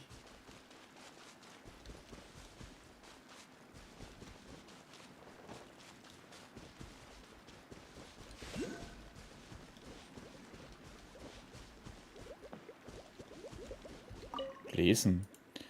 Die Verstecken spielen. Haben in einer Form angenommen, sind überall.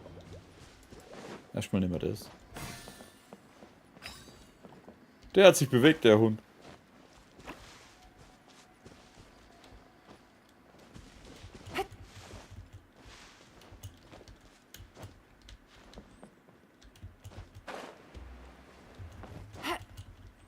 Wo ist da ein Pfeil nach oben?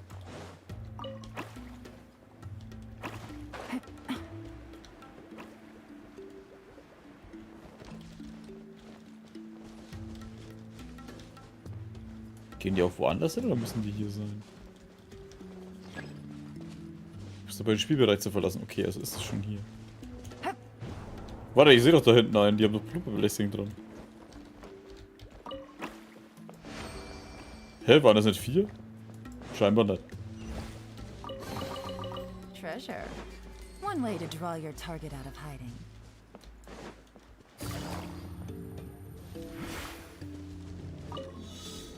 Bäh.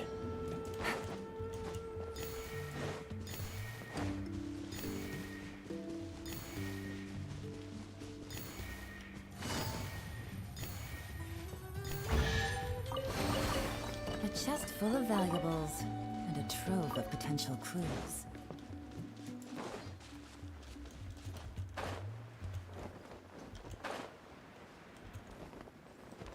Positions. I see everything. Quietly now. Oh, schon alle da. A So, chest full of valuables. dann haben wir die Hütte trove eigentlich of durch, ne? potential clues. Ja, da müssen wir später nochmal hin. Soll die erst mal das Ding reparieren?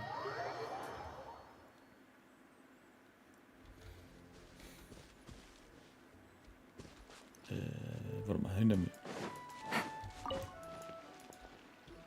Ah, die Kokumi. You're already here. Oh, you're back. I trust your adventures to the forest went smoothly? Yep, you could say that. How about you? Up to anything today? Well, I suppose it's time I told you that as the divine priestess of Watatsumi Island, I shouldn't actually be here now. Hm? The truth is that a relic known as the Shinro casket was lost from Watatsumi Island long ago. But recently, an orb matching the relic's description suddenly began emitting light, almost almost as if it was guiding people to it. Also bist du hier, um die zu suchen und nicht deinen This is Horizont what led me to find the relic's whereabouts. zu erweitern? I wasn't lying when I said that. Goro has often told me that sitting at home reading light novels is not the best of practices, and that I should try to get out more. As I made my way from Watatsumi Island to Sumeru, I enjoyed a variety of breathtaking sights. It really is a beautiful nation. I even stayed in the rainforest for several days. I was surprised to find that the relic had ended up in the desert. I knew it was somewhere here, but I still couldn't pinpoint the exact location. Though I feel that Idia was not intentionally trying to hide anything from us, this domain does have plenty of secrets. I'm sure you've sensed that too. Es gibt da wirklich ein paar seltsame Punkte und Idia wurde von Zeit zu Zeit plötzlich sehr beschäftigt und all das hat auch mit alles zu tun. Now that you mention it, a lot did happen today. Jetzt gucken wir, was sich beim Jahrmarkt zugetragen hat. I see. When you found Lessig, did you also happen to find any clues related to this domain? Scheinbar nicht. I'm afraid that he was caught up in his thoughts and didn't pay attention to his surroundings. Actually, before the world was flipped upside down, this domain didn't look anything like this. Hey everyone! Oh, I hope we're not interrupting your conversation. Verdammt, Kolle! Nix schmarre. It's alright. You two did a lot today. Care to join me for a cup of tea? Sure! That would be perfect! Eula and I just made some snacks. Turns out Idia has a cooking stove and oven. Seriously, why didn't she mention it earlier? Oh, so did you make us some moon pies? No, I made something called storm crust pie. You should try one, traveler. Stürmische Kalsone. And I made some pita pockets. You could try some, Kokomi. It should taste great with tea. Echt? Sorry, I should call you General. Oh, I would be happy to try some. By the way, Eula, how's your cousin doing now? Oh, him. You would never guess, but he's busy over by the oven now. Große Krise im Paradies der Mirage. Was? Mirage. Was ist jetzt los? Was passiert hier? Okay. What the hell? Turbulente Wasserschlacht. Kicherfuchspatrouille. Ah, shit, diese ganzen Bildchen von der Ding sind ja echt geil. Entfesselte Sohlen. Big Bang Zwischenfall. Bing Bang Zwischenfall. Papa, welchen davon hast du als Hintergrund jetzt? Die sind echt knuffig gemacht, Alter. Was geht ab? Sondern ich sprich mit der fröhlichen Gelehrten.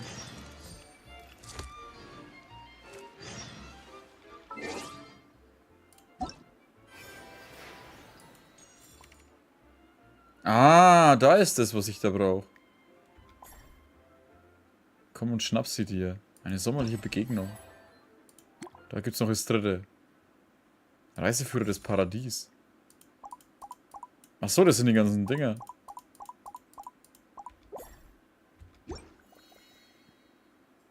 Attraktion.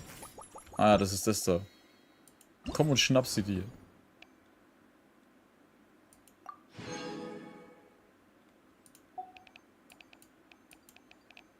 Oh ja, stimmt, du bist ja noch gar nicht drin. Was ist das da? Kristallüberschwängliche Freude, Hilfsmittel. Stimmt, bei ihm brauche ich 150 vor den blöden Dingern.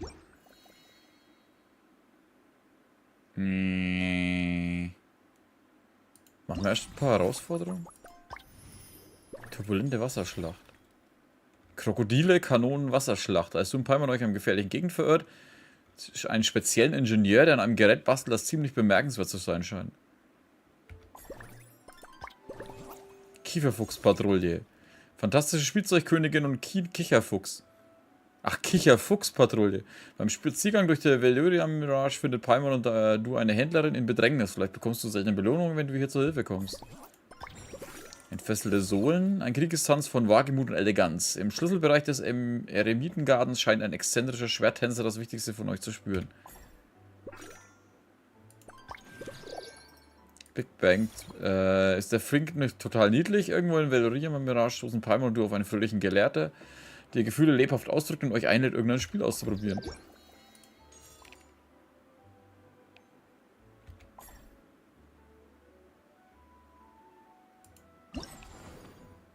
Das komm und schnapp sie dir, war das da?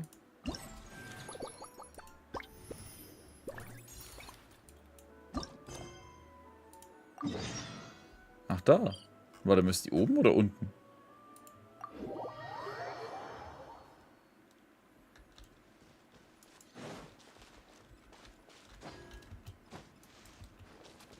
Take it easy. Aranara? Wie kommst du jetzt auf Aranara?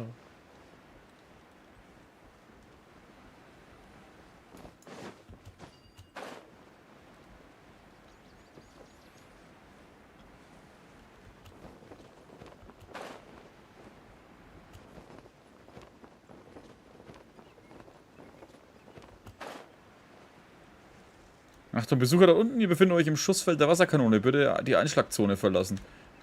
Stimme, waren sie uns etwa? War das gerade Wasserkanone? Das hört sich schlimm an. Nein. Finden wir heraus. Seine Augen leuchten nicht, das ist komisch. Einfach zu gehen, nachdem ihr gewarnt wurdet, seid ihr dem Klang des Rundfunks gefolgt und habt den Weg hierher gefunden. Diese Attraktion ist noch nicht ganz fertig, deshalb muss ich euch bitten, noch ein wenig zu warten. Es wird noch ein paar Minuten dauern, ich mache ja die wichtigsten Anpassungen. Was hast du vor? Ihr habt ein gefährliches Wort gehört, Wasserkanone. Schau dir nur mal das große Ding da drüben an. Oha, allein die Form ist schon einschüchternd. Nicht wirklich, das ist jetzt einfach nur ein Krokodil. Hier machen, können wir uns nicht einfach zurücklehnen und nichts tun? Nein, nein, ihr versteht das falsch.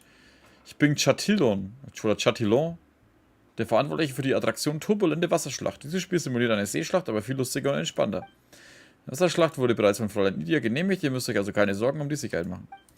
Ich glaube, da habe ich das für Fräulein Nidia das eigene Dokument. Der 60er Ingenieur Chatillon hat eine entsprechende Bescheinigung gefunden, die alle förmlich und sorgfältig formuliert sind und jeweils mit Idias Handschrift unterzeichnet sind. Die Ränder erhalten sogar ein paar Bemerkungen und Glückwünsche von Idia in ihrem unnachahmlichen Stil. Das heißt, von Idia gelaubte Attraktion, das war ja mal ein Schreck.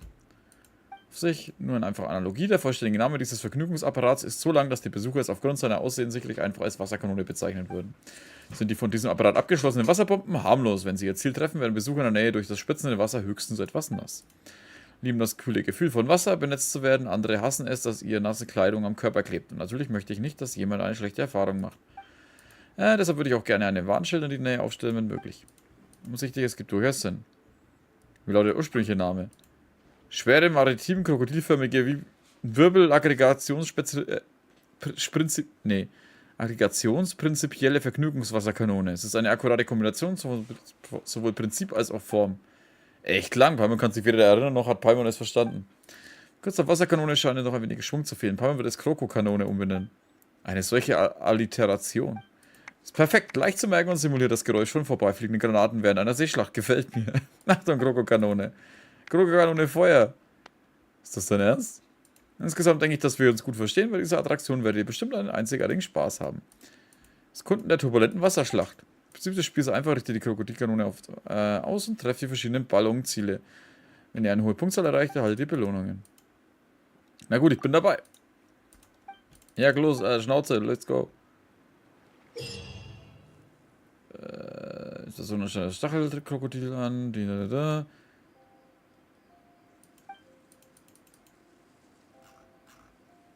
Attraktion bietet eine große Auswahl an Zielbällen. Den Nina Normalball, den Ball der geringe Übermacht, den Chaos Überball, den Ich nehme euch alle mit Ball, den Super Duper Feuerball, den mächtigen Gegnerball und den Lad mal nach Ball. Was? Trifft mehrmals hintereinander innerhalb einer bestimmten Zeit den Zielball, so entsteht eine Trefferserie. Okay, go. Auf geht's.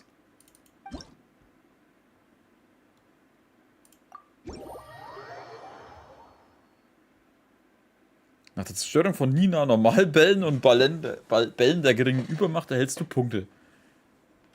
Nach der Zerstörung der Ich nehme euch alle mit bei, kommt zu einer Explosion. Chaos Überballs wird dir eine bestimmte Menge an Punkten abgezogen und deine aktuelle Kombo beendet. Okay, der ist schlecht. Super duper Feuerbälle im Zustand super duper Feuer einzutreten. Unbegrenzt Munition.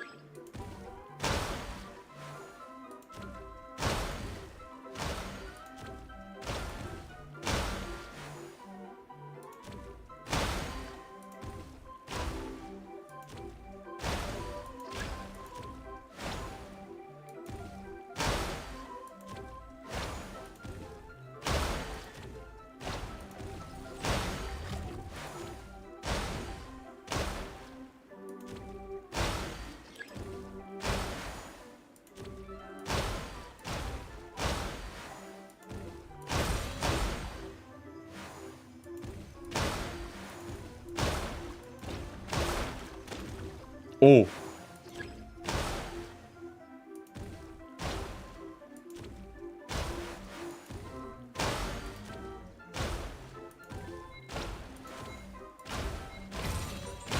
Ja, scheiße, da werden mir Punkte abgezogen.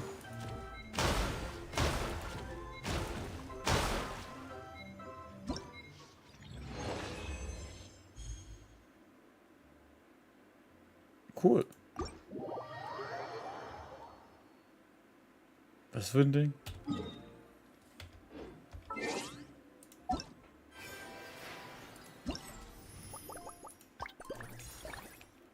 Ah, reicht 200 Punkte, 4000, 6000. 13.000 habe ich erreicht, sehr schön. Ja, dann machen wir doch gleich weiter.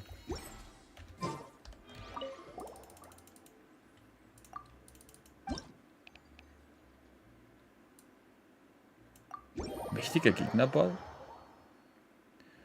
Mächtiger Gegnerball ist aus einem ganz speziellen Material gefertigt, widerstandsfähig ist. Okay, dann muss da mehrere Treffer draufhauen.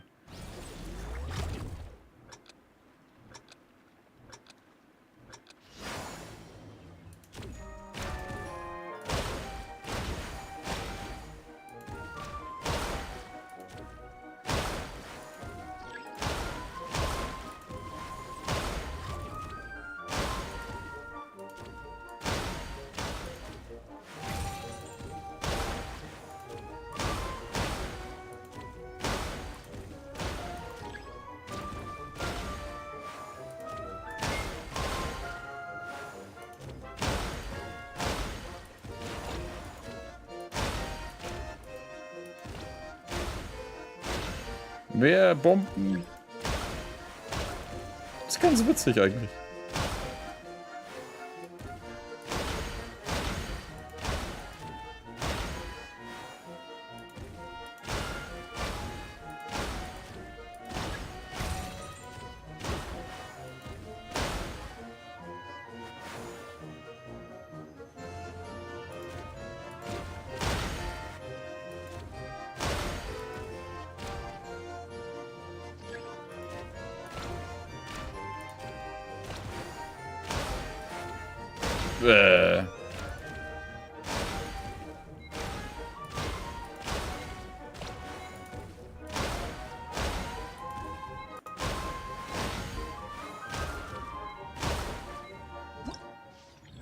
Wie viel habe ich?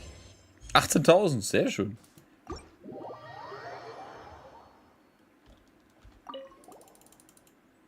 Ja klar, wenn dann machen wir es gleich fertig. Warte, was war da unten gestanden? Zerstören sich nach einer gewissen Zeit selbst und werden bei der Bewertung nicht berücksichtigt. Hä, war das nicht vorher schon?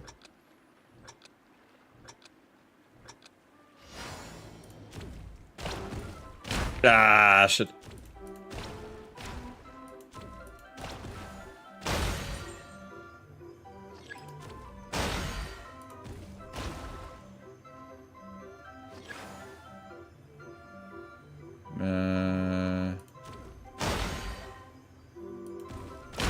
Fuck.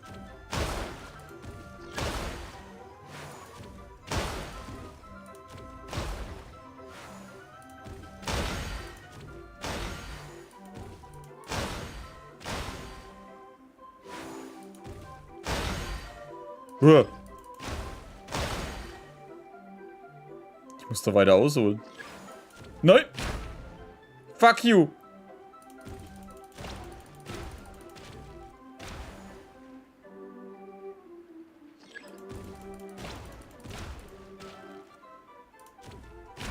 Ey, warum habe ich den jetzt getroffen? Ich habe oben drüber geschossen. Verdammtes Drecksspiel, Alter. Sucht euch mal euer scheiß Ding aus, Alter. Richtige... wie sagt man?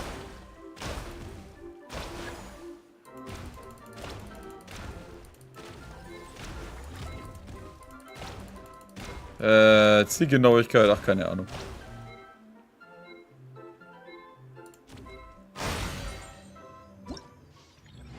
Alter, ist das zum Kotzen. Ach, egal. Ein Klee-Update für die Kanone, ja. Kollisionsabfrage, das war das Wort, was ich gesucht habe. Verdammter Käse.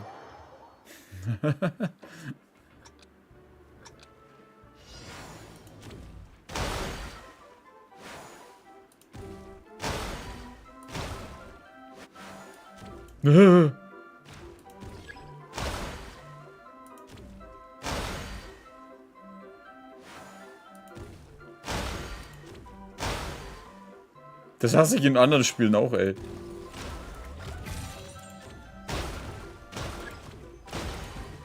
Ach komm, ey.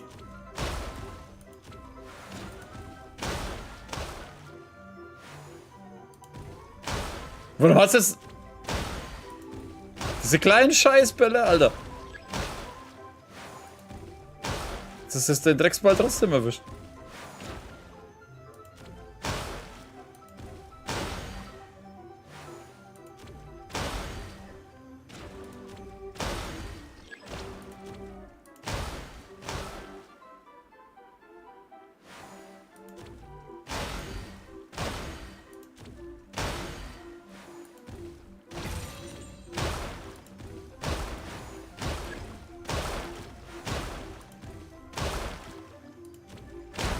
Ey, Alter.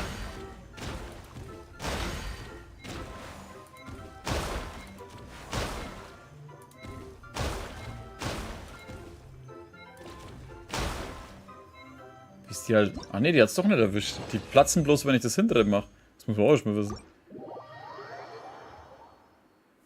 So. Das war ein ganzer Scheiß.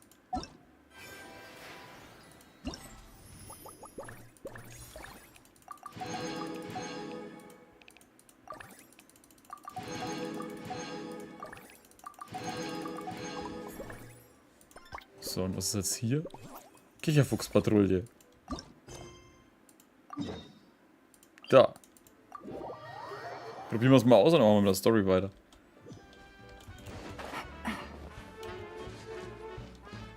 Da liegt jemand auf dem Boden, das sieht schlimm aus, lasst uns hier helfen. Kommen die denn jetzt plötzlich alle her? Bist du Ilias Schwester? Madia. Fantastische Spielzeugkönigin. Ich hätte jemanden anheuern sollen, anstatt selbst zu gehen. Erster Test und ich muss schon Berge gewinnen. Ich verdiene was Besseres. Gut, du klingst sehr erschöpft. Fertig aus, machen wir was zu essen. Eine Portion Fliege, Rettichbällchen und... Ah, ich fühle mich wie neu geboren. Was geht ab? Nicht schlecht gekocht. Leider war die Qualität der Zutaten und Gewürze nicht die besten. Trockene Textur der Speisen führte. Bloß nicht so wählerisch. In der Lage solltest du essen, was du kriegen kannst. Falsch, falsch. Je härter das Leben ist, desto mehr muss man sich ein luxuriöses Leben vorstellen, damit man sich zum Kämpfen motivieren kann. Mehr es einem an Geld fehlt, desto mehr muss man Wege finden, sich mehr Geld zu leihen. Auf diese Weise erhält man viele Möglichkeiten des Durchbruchs. Das ist die Belohnung, die ich Madia, die fantastische Spielzeugkönigin, euch geben kann. Eine Geschäftslösung zur Trendwende. Fantastische Spielzeugkönigin, das klingt ziemlich eindrucksvoll, aber wenn Paimon sich dein chaotisches Aussehen ansieht, kommt Paimon die Sache doch etwas verdächtig vor. Du hast doch kein Spielzeug produziert, richtig? Du bist bankrott, nicht wahr? Woher wisst ihr das? Du warst so ausgegangen, dass du fast in Ohnmacht gefallen wärst und als du im Delirium warst, hast du mit dir selbst über den Test und die Einstellung von Leuten gesprochen. Sicher hast du dein Spielzeug noch nicht fertiggestellt, oder? Es muss dir wirklich schlecht gehen, wenn du nicht einmal ans Essen denken kannst. Klingt erfolglos. Mein Kicherfuchs ist sich noch bereits in der letzten Phase der Vorbereitung auf die Produktion. Preisgrenze des Kicherfuchs angemessen wurde, kann die Anleitung so verständnisvoll werden, dass sogar ein Pilzbeste sie verstehen könne. Dann nehme ich einen großen Kredit für die Massenproduktion auf und mache einen Riesengewinn. Fluchbereichsgrenze und Anleitung, was sagst du da? Taten sind mehr als 1000 Worte, ich zeig's euch. Man nimmt ein blaues Paket aus ihrer Reisetasche und pustet es schnell auf. Seltsam aussehendes Spielzeug.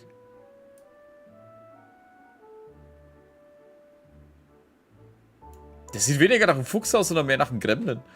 So, besonders großes Spielzeug, überhaupt nicht wie ein Fuchs. Es sollte vielmehr großhorniger Dämmerfruchtbombe, limitierte Edition blaue Sterne oder so ähnlich heißen. Was? Und warum Kicher? Sein Gesichtsausdruck sieht nicht aus, als würde er lächeln. Nein, nein, nein, weil es sich das Geräusch eines funktionierenden Düse wie das Kichern von Menschen anhört. Hört zu. Ein unbeschreiblich tiefes Wimmern, das man gerade noch wohlwollend so als Kichern bezeichnen könnte. Meist in der Welt kommen sie auf Kichern, sind so, dass Paimon ist etwas besorgt über ihren mentalen Zustand. Der Kicherfuchs wird von einem kleinen Heißluftballon für den Auftrieb und einer kleinen versteckten Düse für den Schub angetrieben und ist gut manövrierfähig. Stell dir vor, es ist das Spielzeug, das fliegen kann. Auch Erwachsene können ihm nicht widerstehen und Kinder ohnehin nicht. Könnte sich gut verkaufen. Das kommt Paimon bekannt vor. Matthias möchte... Nächste Worte sind, bitte hilf mir jetzt beim letzten Test und ich werde dir eine Belohnung geben.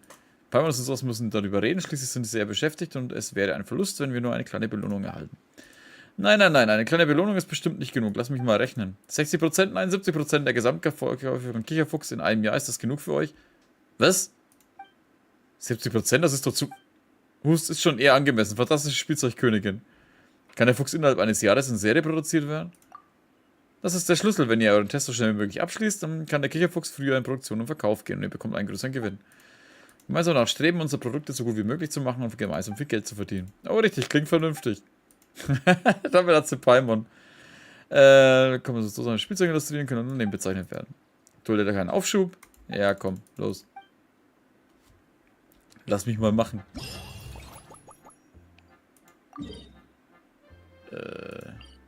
Okay.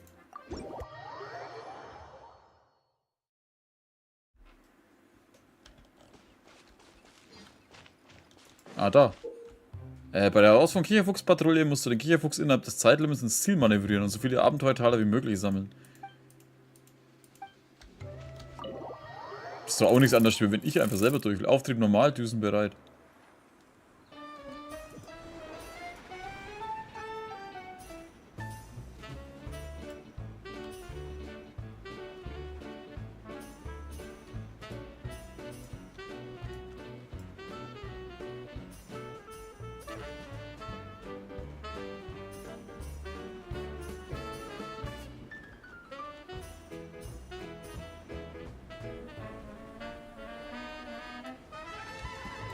Wo?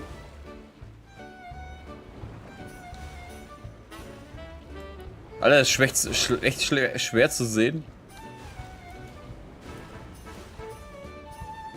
Wo die schießen.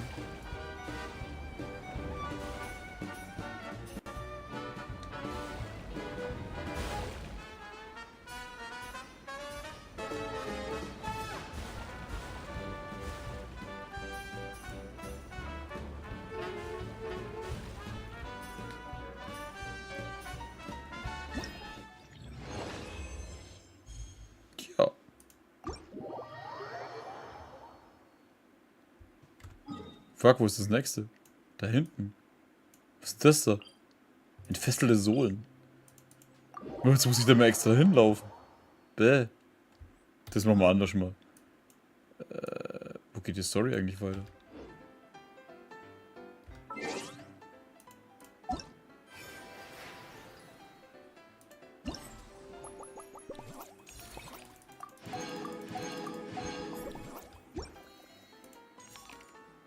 ...15 von 1200. Aber warte, das erste habe ich ja eh schon. Sehr schön. So, sommerliche Begegnung. Auf zum letzten Bauteil. Bei mir regnet es am Fenster ganz offen. Bei uns hat es vorhin bloß gestürmt wie Sau und dann hat es wieder aufgehört einfach.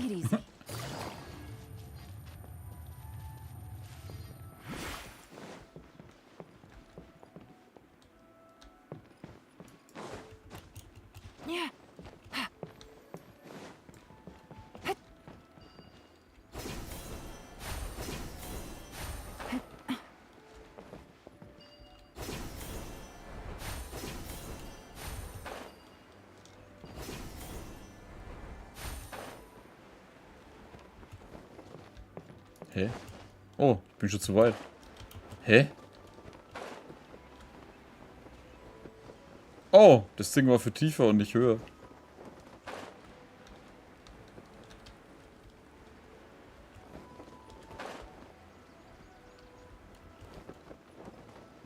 Oh, das ist da auf der Plattform. Na wow. Hat es vorher auch schon so einen Wirbel hoch gehabt?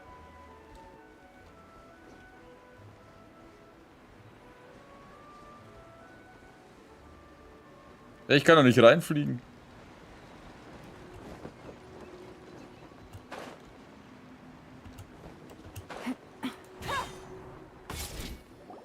Really? You do that? Oh, but that's too much. I can't. No, really, it's all right. We want to do everything we can for the domain. Yes, and to be completely fair, I'm the one who caused this terrible mess in the first place. Oh? What happened? Did Paimon miss something? Hello, you two. Lessig was just telling us what happened. Perhaps you should allow me to explain. I'm afraid it was I who caused all this trouble in the domain. Yes, it was Lessig. To be precise, I saw a most exquisite water orb at the entrance of the domain. It reminded me of an astrolabe my grandfather gave me when I was 7 years old. I was curious if it could rotate, so I reached out and touched it. Little did I know that it was the core of this entire domain. What I mean to say is, I knew something was wrong as soon as the whole place started flipping.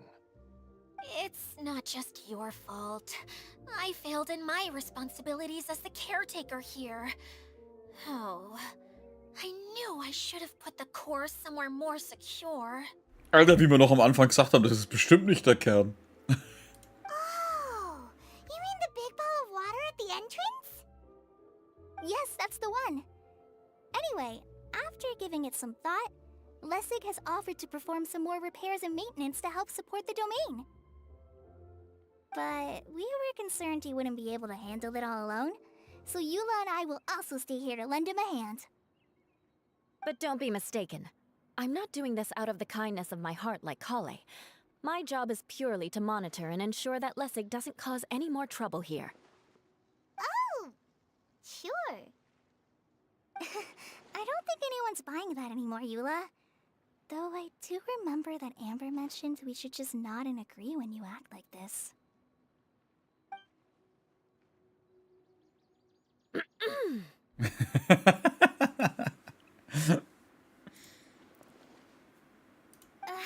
Right. You better not slack off today, Lessig. No, I'll get right to work. Either way, Lessig is going to be in charge of making lunch for everyone today. Mach's wieder gut. Yes, I'll do my best. No need to worry. What was that? No, I mean, thanks everyone for giving me a chance to redeem myself. I can already feel new strength kindled inside me. Ha ha ha. No, maybe that's just the heat of the oven. Very good. But you should conserve your strength. Many parts of the domain are still in disrepair, so we have a lot to investigate.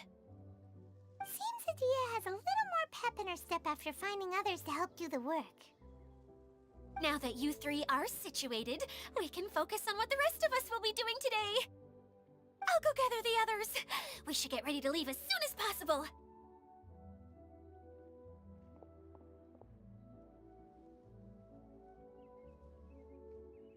And there she goes. At least she seems to be happy. Maybe this is how it feels to be in charge. Nach etwas Warten macht ihr euch mit Klick her, Sangonomia, Kokomi und Idea irgendwas. Träume und die erste Begegnung.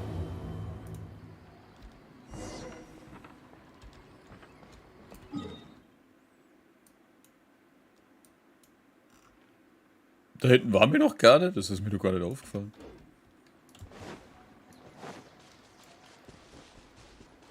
Jetzt spielen wir. 1 Stunde 56 geht jetzt gerade der Stream. Sagen wir mal, 1,5 Stunden sind wir jetzt drin. Also brauchst du für die Story vielleicht 2 Stunden oder so? Vielleicht maximal 3? Für die Nebendinger wahrscheinlich brauchst du halt noch eine Stunde mehr. Wobei die auch relativ schnell eigentlich gehen.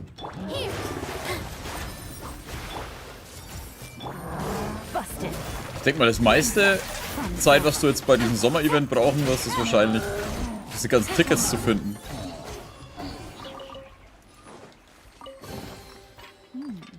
Easy money. Oder ein glücklicher Gutschein, oder wie der ganze Mist heißt. Damit du ein KSI-Outfit kriegst. Wobei man das eigentlich auch relativ gut nebenbei machen kann, nachdem du ja wie diese Animo-Dinger, Geoculus oder was die Dinger alle heißen, markiert sind. Hä? Achso, da oben ist so ein Wuff. Oder eher ein Miau.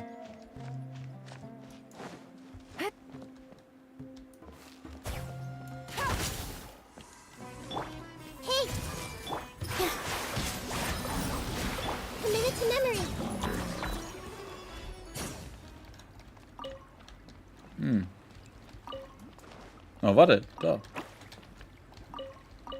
Danke für den Rettich. Den wollte ich schon immer mal haben.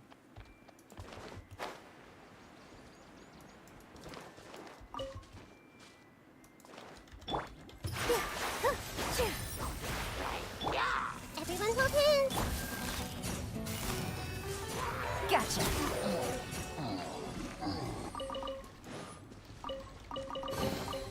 A chest full of valuables and a trove of potential clues. Okay, er muss mir diese komischen Gutscheine sammeln. Ja, genau, 150 Stück aber nur. Nein. Nein. Da. Ich meine, ich habe ja jetzt schon 95. Was? Kristallüberschwängliche Freude. Glimmende, fluoreszierenden Glanz aus. Er scheint in der Lage zu sein, die Emotionen, Freude innerhalb einem bestimmten Bereich wahrzunehmen, Menschen den richtigen Weg zu weisen. Ah. Ach, cool. Okay, ab da bekommt man dann ein Item, was uns zu diesen Glücksdingern führt.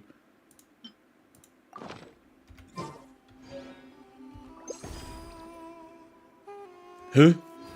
Alter, das zeigt ja alles an. Gutscheine und Kisten.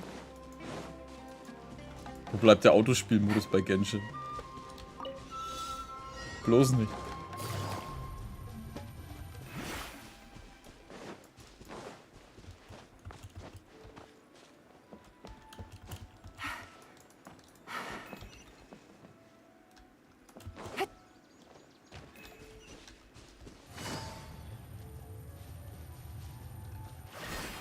Hätte der mich überhaupt besiegen können? A chest full of Ich meine, wie valuables weit ist der gekommen? and a trove of potential clues.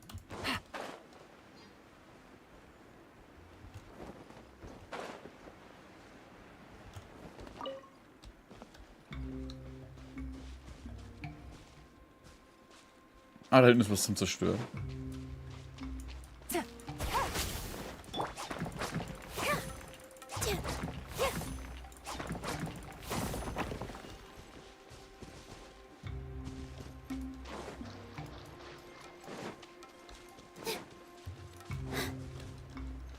Alter, wo gehst denn du hin?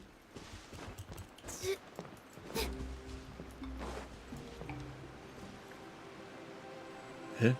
Du Sack! Was bist jetzt da oben?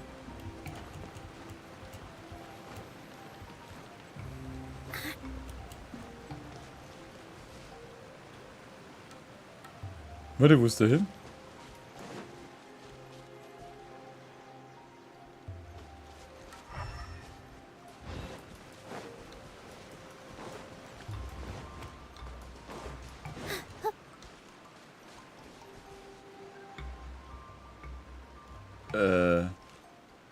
Ganz nach oben?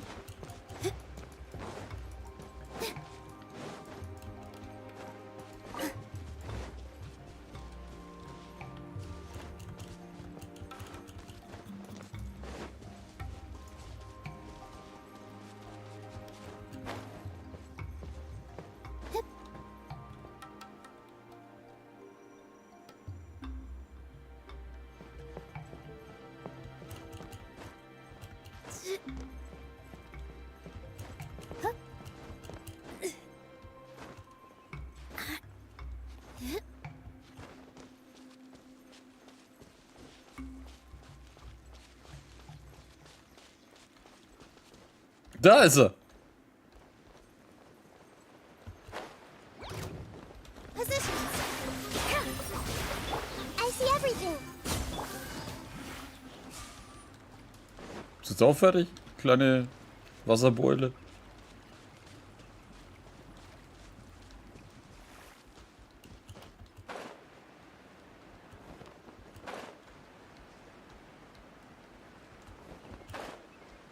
Kannst mich gerne markieren, wenn du bist auf Insta, Navia. Hä?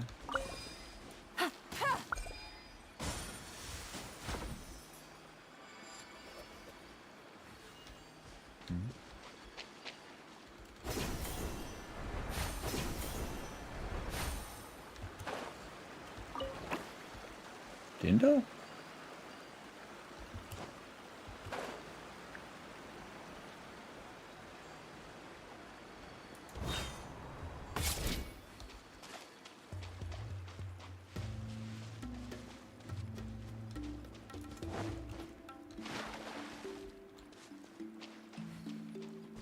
Okay, ist eine goldene Truhe. Jetzt wollte mich schon beschweren, Alter. Was ist das für ein Aufwand für eine scheiß Truhe? A chest full of valuables and a trove of potential clues. Hey, hier ist nichts mehr. Mist. Jetzt muss ich da wieder hoch. Yeah. Da geht's wieder zu so einer Achterbahn.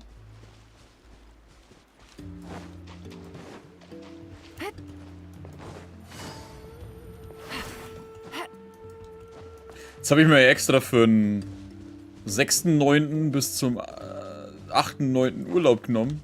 Starfield-Wochenende.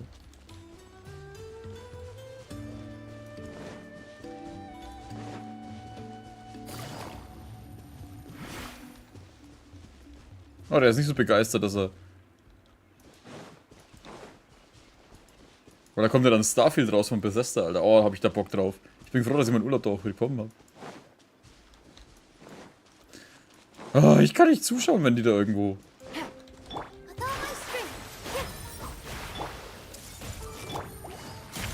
Quietly now.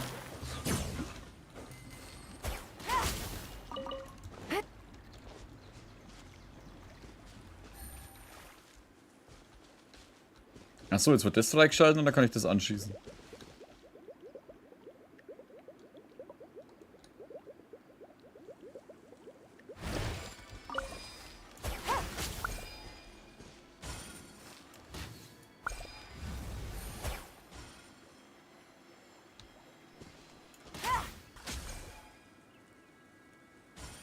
Sehr gut. Treasure. One Boah. way to draw your target out of hiding.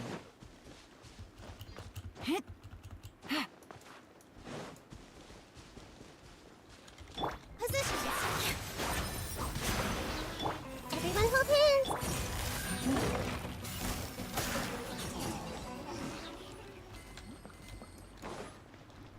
Ja, wie komme ich da rein? Achso. Das Haus ist komplett im Eimer, deswegen. Chest full of Hä, was ist mit dir? valuables and a trove of potential clues.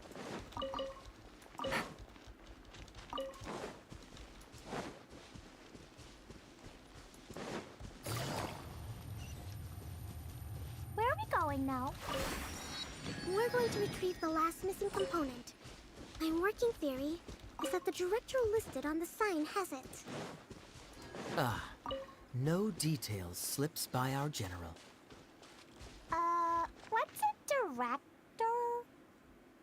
A director is a kind of job. The one we're looking for is named Zosimos. Zosimos is responsible for managing everything that happens on the stage. Similar to how Idea is responsible for managing the whole realm. Wow! Sounds like Miss Idea must be way busier. You'd think so, wouldn't you? Care to comment on that at all, Idea? Maybe someone else can explain. I'm just enjoying taking it easy, as usual. Sind wir sich auf das Abenteuer Starfield ein? Das ist ein Alter. Pflicht. Bethesda Games sind für mich Pflicht.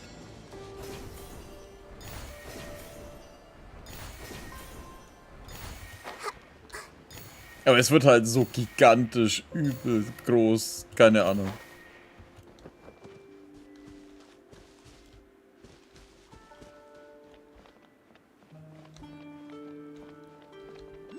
Ja, die Frage ist, was für Spiele in der Zeit rauskommen. Oh shit, ich bin ja immer noch in dem Ding. Ich hab vergessen, dass ich das doch gar nicht fertig habe.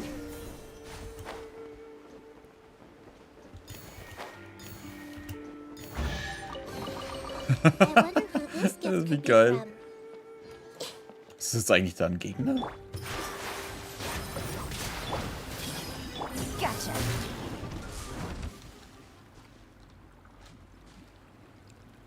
Fanden die da jetzt das nicht so geil, hä, scheinbar. Ja, Starfield wird halt auch riesig, also da brauchst du dann echt Zeit dafür. Take it easy. Ist die Frage halt, was in der Zeit für Spiele rauskommen. Hättest du noch.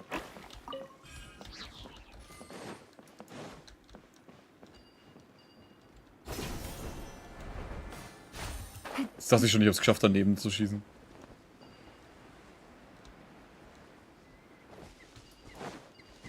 Hä? Bin ich dran vorbeigelaufen?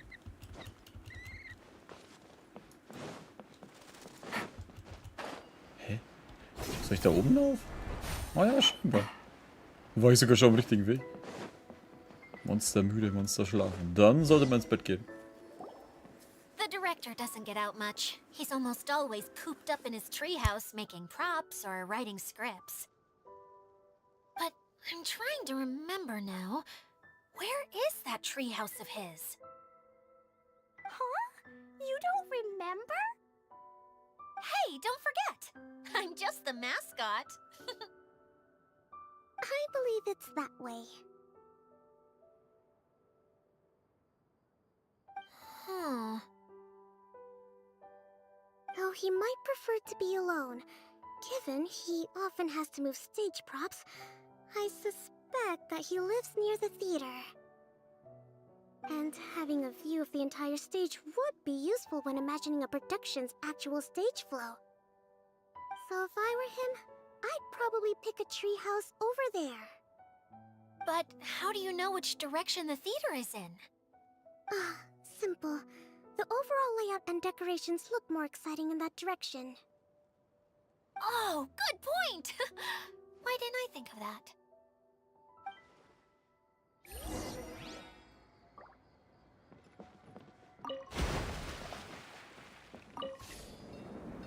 Yeah, Choo-Choo-Zug. Ich glaube, mein nächstes Langzeitgame wird Honkai Star Rail. Ja gut, aber ist er dann auch immer irgendwann durch.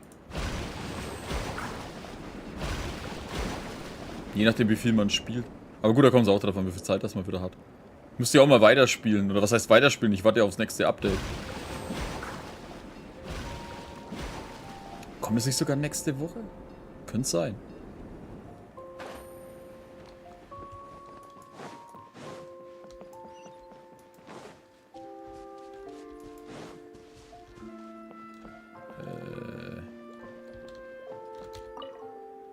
Wollen mit dir Verstecken spielen. Achso. Ja, mittlerweile weiß ich ja, wie ich sie am besten finde. Ich meine, die blubbern so schön.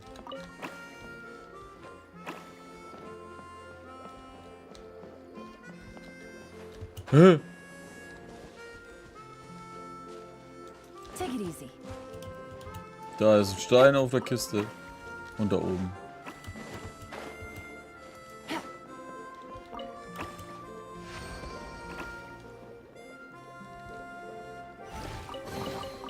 Treasure. One way to draw your target out of hiding. Hey Prof, was geht ab? Nee, Regisseur. Regisseur. Where did that blasted automation mechanism go? Huh? The male actor standees are here, but where are the female ones? Hmm? Who's that? Idea? Yes, Sosimos! 'Tis I, Idea! How's that for a dramatic entrance?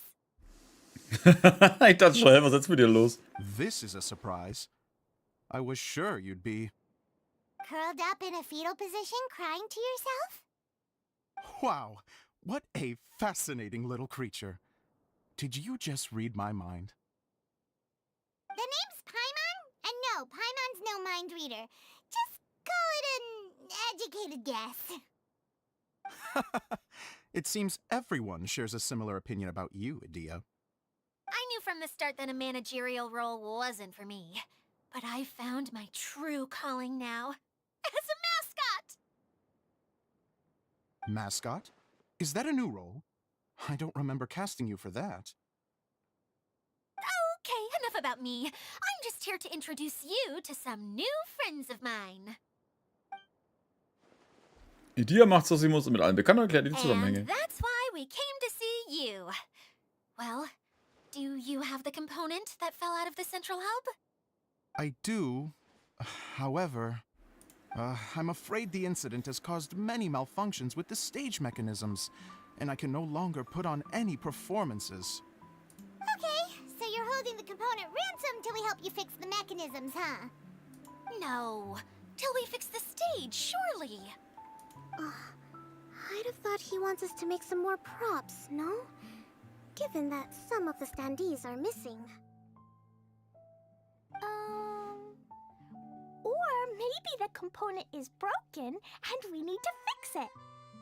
You're all forgetting that the majority of his work involves writing scripts. I'll wager that he wants us to edit them. Wer hat diese Spekulation in Gang gesetzt? What has gotten into you all?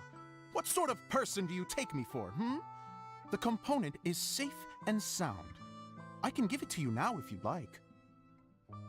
Although I was hoping that maybe you might be willing to help rescue my show? You're a big group. I have lots of roles to fill. It would really speed up the casting. A show? That sounds fun! I want to help! Can we? Nun, das klingt nicht schlecht. Also, truth be told, I've hit a bit of a roadblock in my script and was just thinking about how to move the story forward. And suddenly, I got my muse back. I don't know how to explain it, but something about seeing all of you finally helped me figure out how to continue my script. Huh? You mean that story you've been stuck on forever? Are you serious? You really think you can finish it now? Yes, really. Just give me a little time, and I'll write it all up. In the meantime, I'll leave things to you, Idia. Uh-oh. Whoa! And he's off to write the script! Zosimos has always wanted to write an epic story about a thief and a mage. Apparently, he got the idea from some rumors that were swirling around, but he only got as far as writing the intro before writer's block set in. Why don't you all take some time for yourselves while I see what I can do? We'll reconvene after the director finishes his script. Nukli hat noch gar nicht ein neues Outfit an. Ich vermute mal bloß in der Quest ist es dann. Ohne dass euch überhaupt klar ist, wie viel Zeit vergangen ist, kommt Zosimo mit einem Stab das Skript angerauscht und bla. A director, my friends, is a storyteller. And the key ingredient to every good story is inspiration. The moment I laid eyes on General Sangonomiya, inspiration hit me for a brand new character. The heroine was the missing piece of the puzzle. The rest of the story flowed naturally from there, and now it's finished. So please, take a look through your scripts, and we will tell this story together.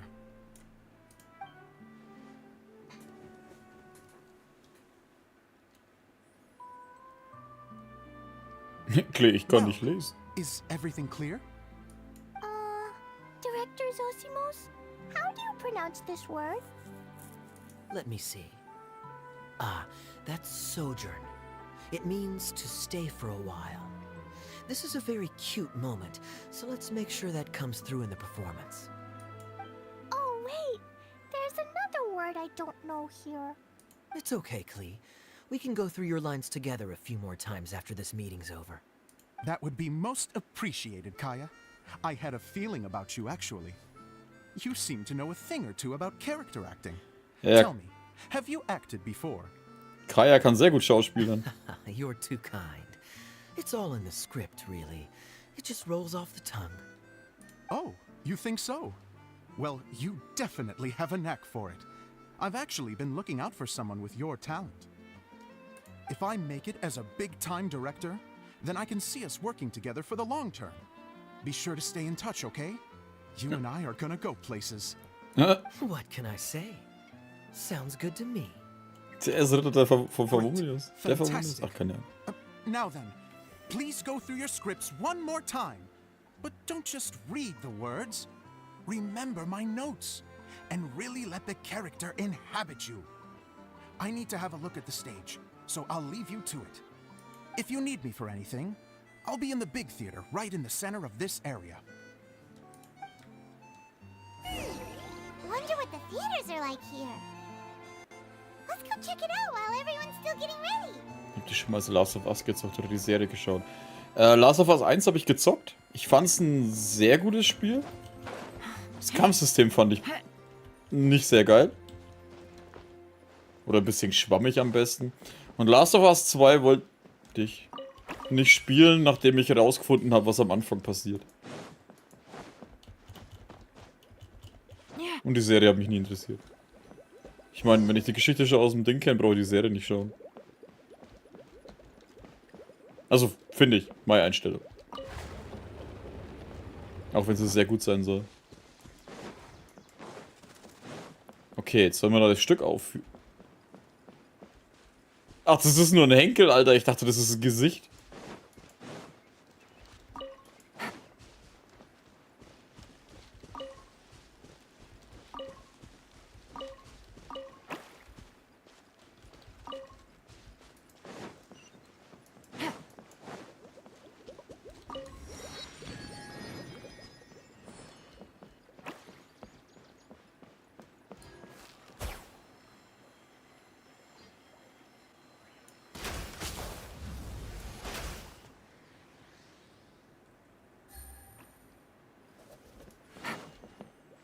Hä?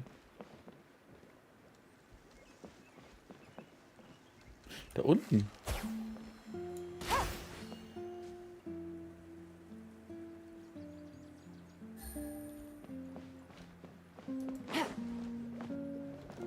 Hä, habe ich dem jetzt nicht geholfen?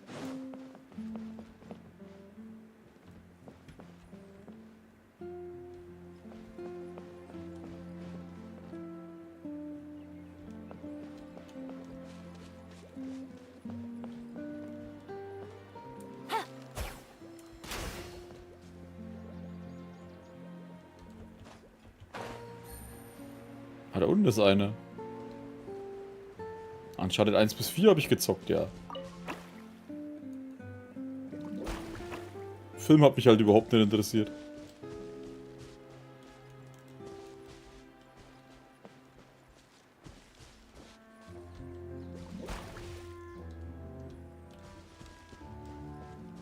Take it easy. Wobei, wenn ich ehrlich bin, nicht mal mehr wusste, dass es noch einen Film gibt. Es ist schon so wieder so lange her, dass ich es vergessen habe.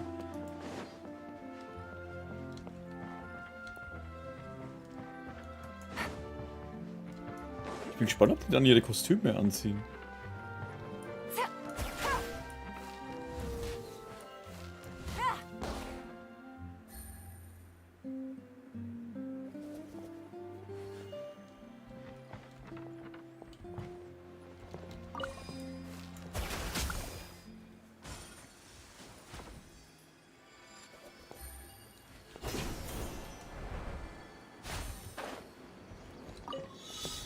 Oh.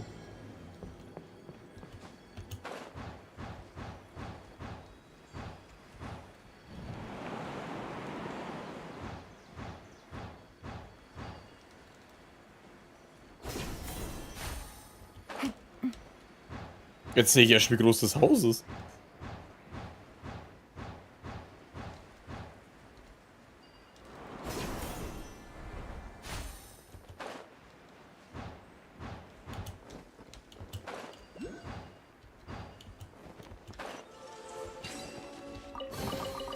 A chest full of valuables and a trove of potential clues. Oh, so groß ist es gar nicht, das ist bloß so ein Segel.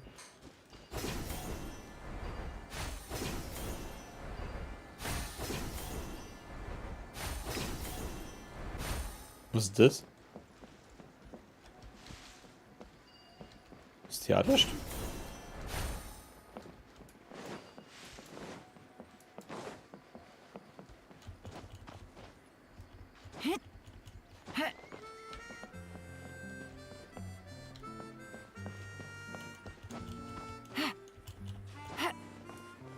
Take it easy.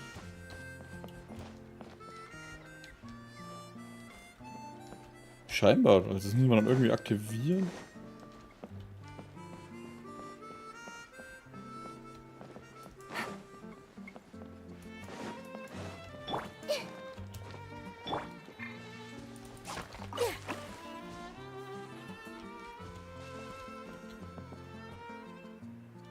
Hey, wo gehst du hin? Geh zu dem anderen Ding. Ach, da ist eine Kiste.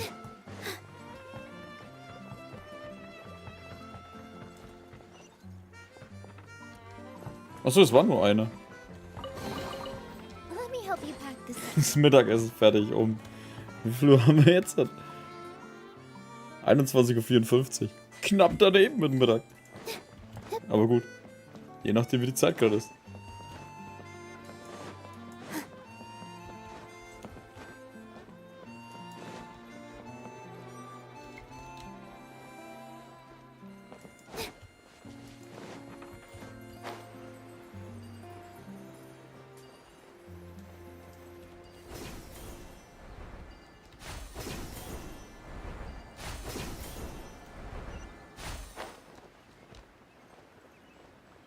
Der Shit, so komme ich gar nicht hinauf. Wie komme ich jetzt da wieder hin?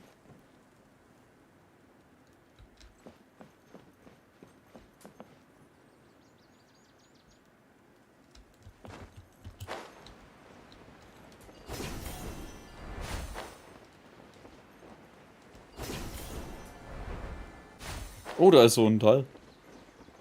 Ich gehe mal über die Wurzel wieder hoch.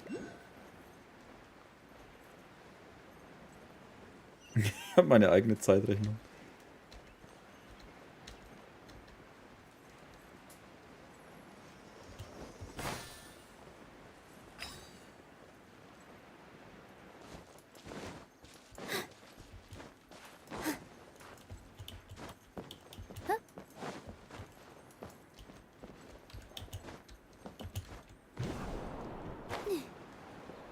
Also der springt uns jetzt auch nicht wirklich gerissen.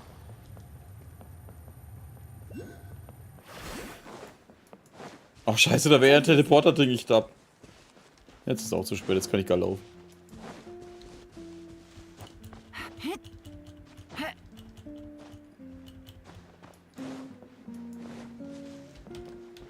Schicksal der Wanderer, grandiose Vorführung.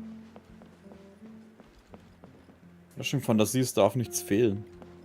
Take it easy. Komische Lautsprecher verbreitet irgendwelche Nachrichten.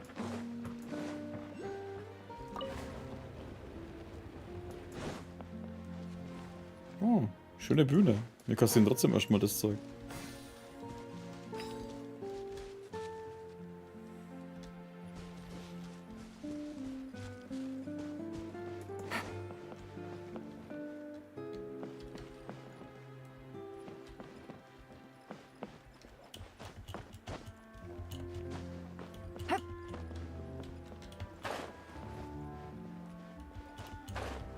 Ja, ich bin an dem Kopf.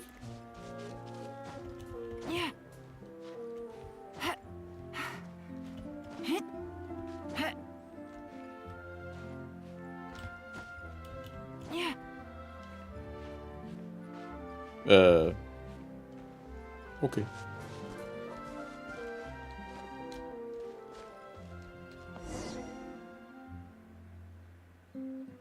Mega Knast. Where did it go? I put it right here. Hey, Zosimos! What you up to? Oh, it's you two. Please, come here. Feast your eyes on this stage. I designed it myself.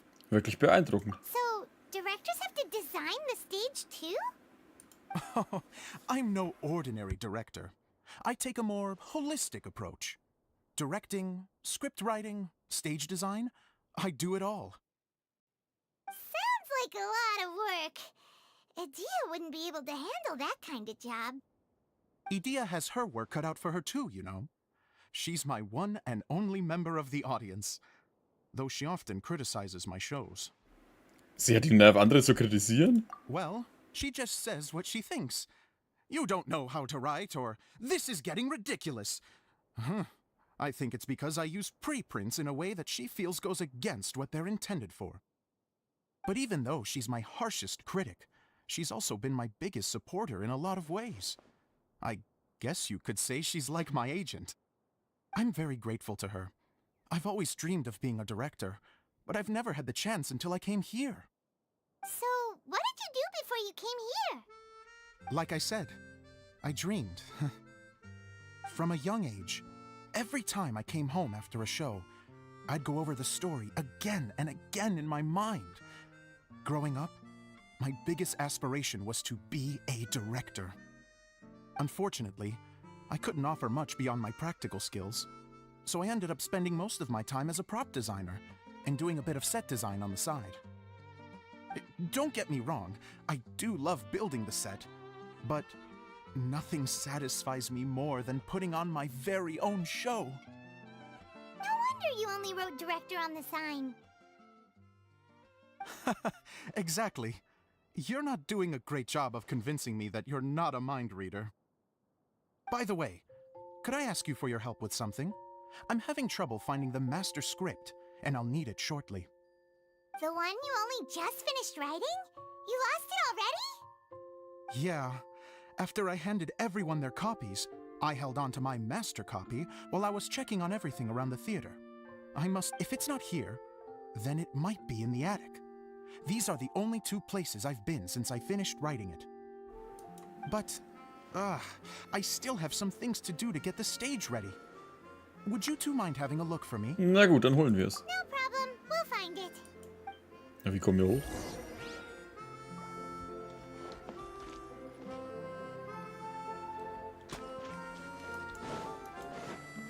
Darf ich fragen? Klar, frag Klaus.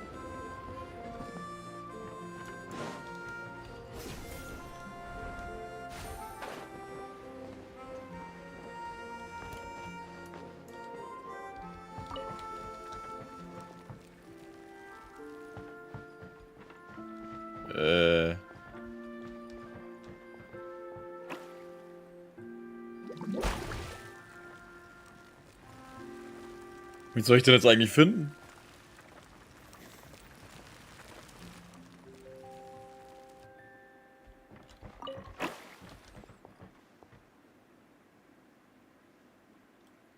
Ach, den in der Mitte.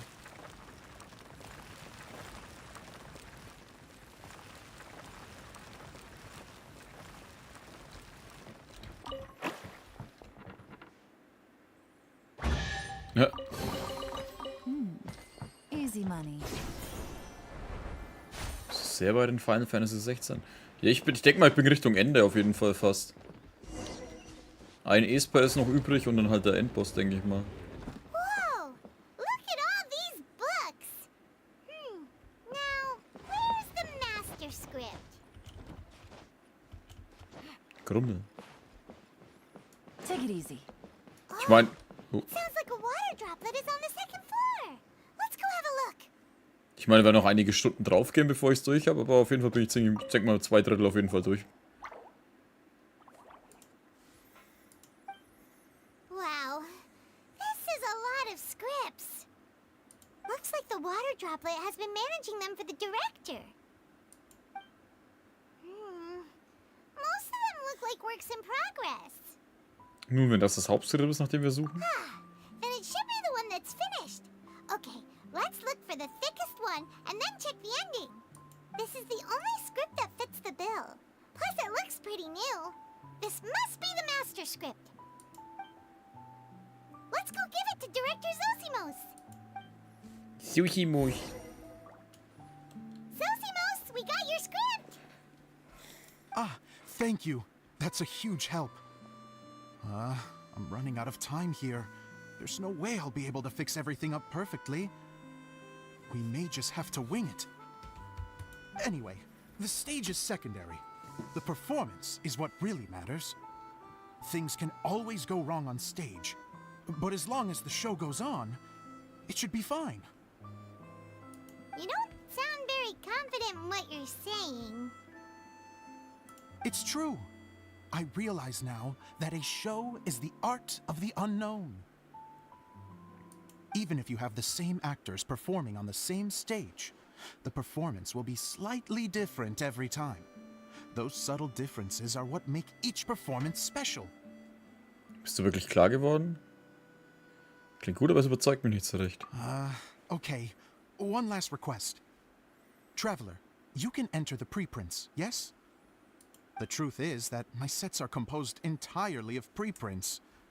First, I use materials to make the objects.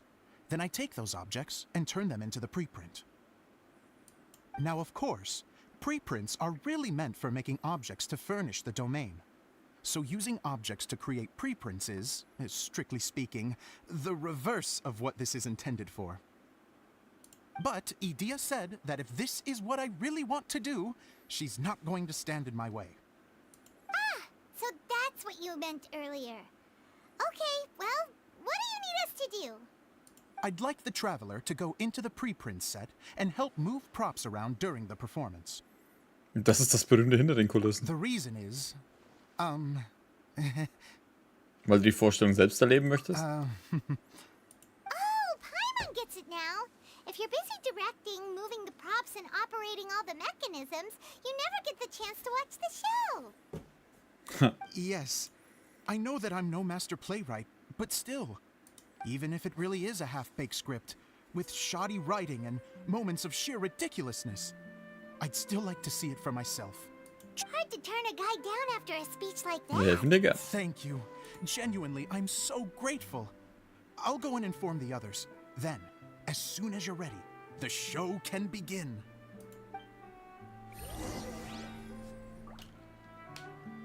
Sind jetzt alle da? Nein? Long, long ago, there was a great thief. He lived in a land where the light did not shine, where all suffered in the darkness. People call me... Sorry, Kaya. Directly into the microphone, please. Otherwise your voice'll, you know. Okay. They call me the Dagger Bandit, but no one sees that I rob the rich and give to the poor. Here in the dark, evildoers run rampant in the shadows, while the good, honest folk stumble blindly on, just trying to find a way through.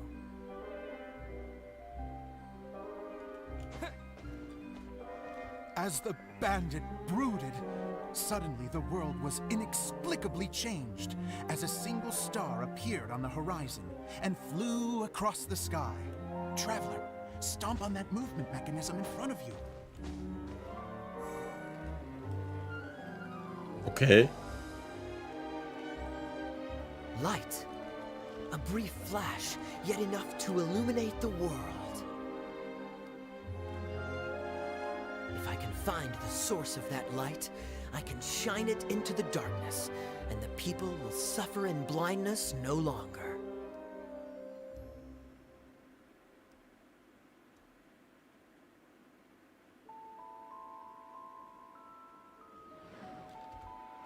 Ja, und jetzt in die nächste Szene. Ja. Without a moment to spare, he set off to follow the star's course. All the while, the star kept moving through the sky. Traveler, the star kept moving through the sky.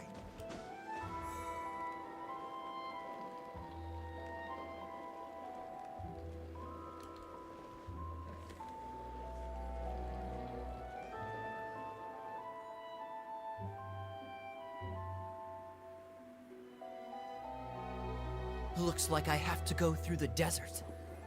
This could get dangerous. If everything he'd heard was to be believed, the desert ahead was a no-man's land filled with horrors. Worse still, the star had landed in the most difficult-to-reach location, surrounded by sheer cliffs, but he was determined to press onward. I've come this far, and I'm not about to turn back now. The Dagger Bandit trekked deep into the desert wasteland. Yet when he finally arrived at his destination, he found not a fallen star, but a young girl, dressed in white. How strange. I'm positive this is where the star landed. Young lady, do you know where the light has gone?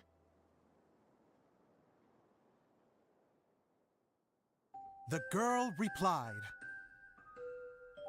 Traveler from afar, the light you seek is only a bottled flame.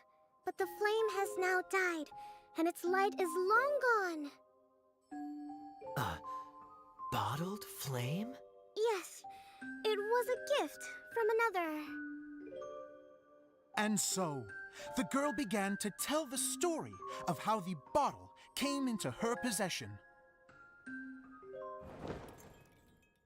The girl hailed from a kingdom that sat atop the waterfalls. But when the reigning dynasty fell and a new one seized power, she and her people fled for their lives. A thick fog began to fill the air as she made her way through the forest, and dense thickets tried to block her path. There is a mechanism down there that you can press to retract the thicket board below the stage. Ah. Ganz lustig, ja. Guten Abend, Alan. If I only had a lamp to guide me through this wretched forest, then I could survive. With scratches covering her arms and legs, the girl pressed through the pain and made her way forward. The road ahead was arduous, but she was determined to press onward.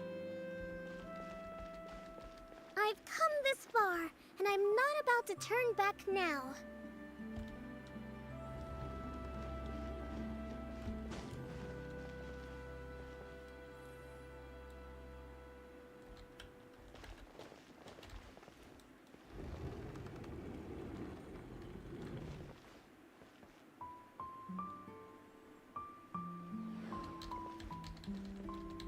No, jetzt.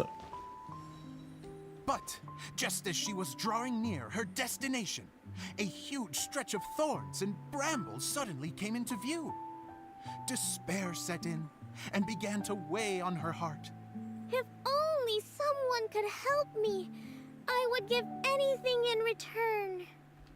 The girl's heartfelt wish in her moment of desperation did not go unheard. Wait! There's no mechanism for the final thicket! Ugh, I must have forgotten to check those boards. According to the story, those thickets should be gone from the stage now, right? Yes, total oversight on my part. Ugh, what a pain. I can help! Traveler! Catch! Bomben? It's a Jumpy Dumpty! The girl's heartfelt wish did not go unheard, for a Jumpy Dumpty, who was passing by, helped to clear a path for her. Oh, thank you, Jumpy Dumpty. And so the girl continued her journey deeper into the forest. But what she found there was not a lamp, but a mage glowing with fire. So, just to clarify, it was supposed to be the mage who helped burn a path through the thicket. Save it for the end, man! The mage took pity on the girl and handed her a bottle. Then, the mage began to tell the story of how the bottle came into her possession. The fiery mage had an adventurous spirit and enjoyed taking long journeys. On one such journey, while taking rest in an oasis, she found a beautiful bottle by a crescent-shaped lake. Klee, quick, get in the light. She was an extraordinary mage with the power to grant people their wishes. She turned the bottle into a thing of equally extraordinary power. Ach, da ist die Klee. The only place that it could make wishes come true was inside of the bottle. Oh me, oh my! Look at this wonderful bottle of mine! It could make a fine toy! But better still, a sojourner's home! The fiery mage blew into the bottle, allowing it to grant one single wish outside its glass walls. Am I supposed to blow into it? Whoa, it lit up! A flame was kindled within the bottle, and it began to glow a fiery red, just like the mage herself. Oh. After the mage finished telling her story, she disappeared, leaving only the bottle behind. Das Licht mit der Klee ist mir gar nicht aufgefallen bis Bottle jetzt. that can grant wishes. And I wish to leave this place and go somewhere where no one will ever find me again. And then, the bottle seemed to softly inquire.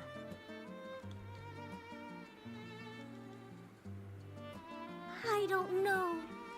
The flame in the bottle faded as the girl's single wish was granted, and she found herself in the middle of the desert, far away, where no one could ever find her.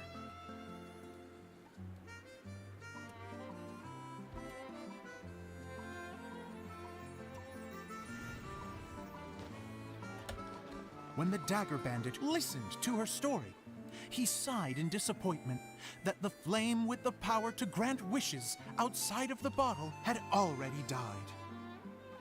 But this doesn't make sense. If it truly granted my wish, then nobody should have been able to find me here. Maybe they shouldn't. The desert is difficult and dangerous to navigate, but I was determined to make it, no matter what. Then take this bottle with you for your trouble. It may be able to grant you your wish, though sadly, only within the confines of the bottle itself. All I wish for is light. Honoring the bandit's request, the girl wished for light inside the bottle, and sure enough, it lit up. They found that while the light was only generated within, it could nonetheless shine through the glass and reach anywhere in the outside world. Even though it doesn't burn as brilliantly as the light that shone before, this is still an extraordinary light. What will you do after I take the bottle? I don't know. Well, then maybe you should come back with me. With no reason to refuse, the girl accompanied the dagger bandit back to the land where the light did not shine. They brought light to that place, and the darkness was dispersed, and they lived happily ever after.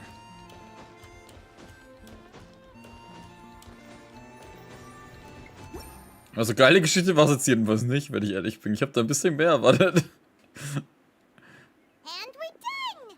Seems the show went pretty well.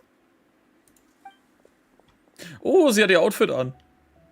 Sehr schön. Okay, das ist das Highlight gerade. Mr. Honorary Knight! Didn't I do great? I felt like I really was the fiery mage! Wow, great costume, Glee! As soon as Paimon saw your shadow, she thought straight away, what a cute hat! Eine würdige Hexe. Glee loves it! Thanks, Mr. Zosimos! Oh, wait, no, I mean, Mr. Director. Mr. Director? Ha! No one's ever called me that before.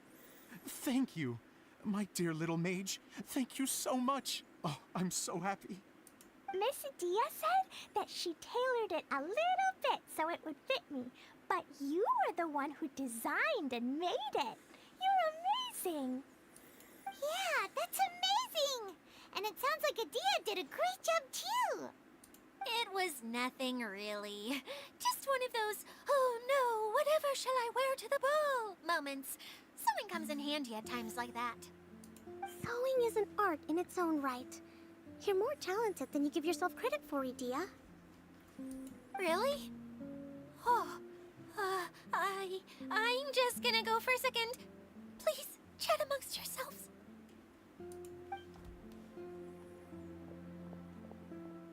She gets embarrassed so easily. She really can't handle being in the spotlight.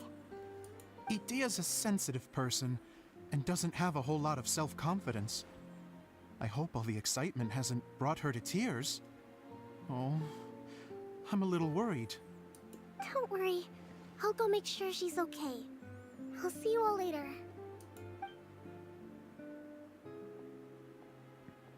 So, what did you all think of the play? Any thoughts? Huh? Uh-oh. Time to get serious. Now, are you sure you want to hear what we really think? Oh, absolutely. I had the courage to ask, didn't I? So, don't mince your words. Go ahead. Speak your mind. Wenn das so ist. Okay, Paimon will go first. So, the dialogue at the beginning was pretty good, but it ran out of steam as the story went on. Paimon could tell that you ran out of inspiration somewhere along the way. The characters were honestly a little bit ridiculous. Paimon didn't get what you were trying to do. The moment anyone started to show any kind of substance, suddenly the scene was over. Yes, all very good points, Paimon. I would add that in its attempt to pay tribute to the series 1,000 Nights, all semblance of a coherent was sacrificed. Plus, I do have to penalize you for the issues with the props. Miss Adia, what are you doing back here? Oh, you know, I return like the tide when people start discussing something important. Huh. Especially when it has to do with criticizing my show. Mm-hmm. But there was one thing I liked about it. Just one, mind you. The story had a good ending. You think so? I thought I was letting him off lightly. Adia, could I borrow you for a moment? Oh, sure. Excuse me for a moment. Back to you, Paimon. Keep up the good criticism. Okay, in that case, Paimon did have one other complaint. Let's hear it. Taking criticism on the chin is all part of being a director. The ending was all wrong. The girl's motives were clear and simple the whole way through. It was kind of jarring when all she had to say was, I don't know. And doesn't anyone else find it weird how her whole community was on the run, but she was only looking out for herself the whole time? I'm fine. I'm not going to improve without feedback. I also learned a lot this time with the chance to be off stage. To be honest, it was a dream come true. What a great attitude. You don't seem upset at all by our comments.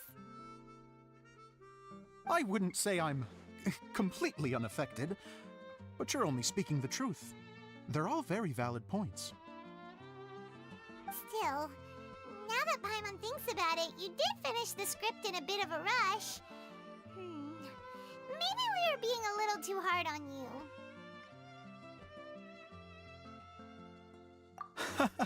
That's perfectly fine. Nothing is as important to me as my work on the stage. We all use our imaginations when we're kids, right? I used to play with dolls and my own cardboard cutouts by the light of an oil lamp. The shadows would come to life and dance on the walls. I never got tired of it. Fast forward to now, and in many ways, I'm still that same little kid, lying on his bed, making sound effects. And I get the same joy from running a show now as I did in my little bedroom theater. Of course, a director can accomplish nothing without a cast and crew. So on that note, I want you to all know that I am eternally grateful to each and every one of you. Hey, don't mention it. We had a blast. Okay, here, take this.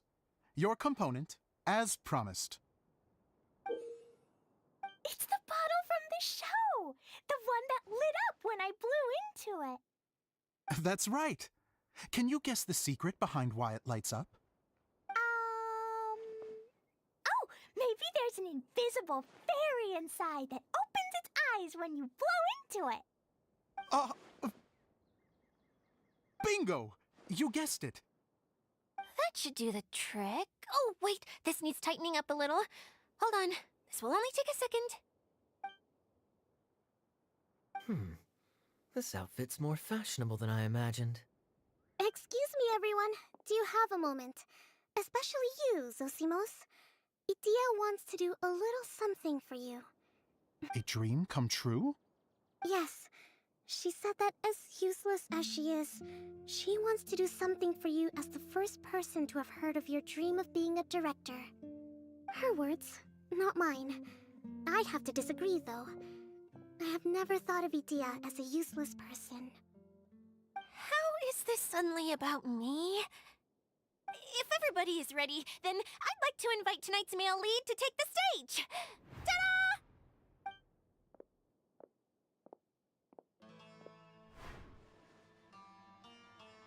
Wow! Cool! Kaya's turned into the real Dagger Bandit! How is me changing outfits supposed to make the director's day? It's just a prototype costume. Is he that easy to please? Don't be silly. If I know our director, nothing will make him happier than to see his ideas brought to life by the right actor.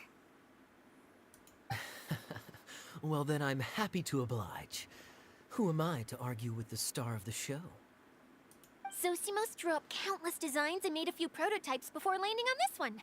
It just needed some tailoring to fit properly, so I made a few stitches here and there. I hope the result isn't a disappointment.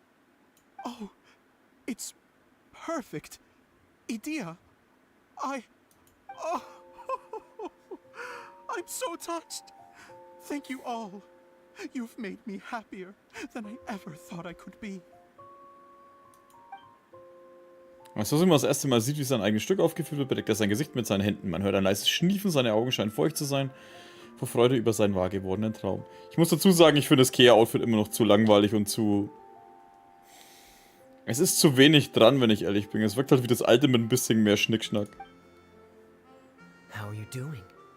Recovered? Oh, I'm good. Thank you again, Idea. Oh, please, don't mention it. Well, now that we have the final component, it's time to say goodbye for now.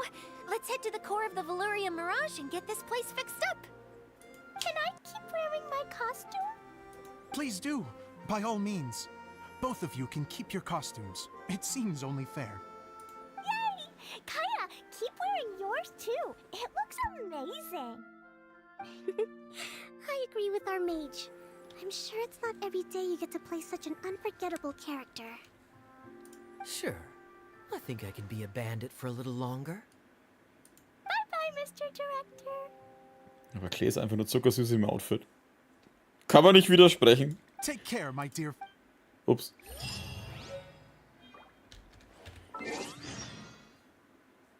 Und danke, Klaus. Schön, dass er dir gefällt, der Stream. Aber wir machen jetzt eins. Ich habe ja noch 30 Stück und 16.000 Ding. Aber jetzt müssen wir kurz mal den Verlauf durchschauen. Vielleicht probieren wir es mal. 5, 10, 15, 20, 25, 30, 35, 45, 50, 55, 60, 65, 70, 75, 80, 85, 90? Hä? Irgendwas stimmt doch nicht.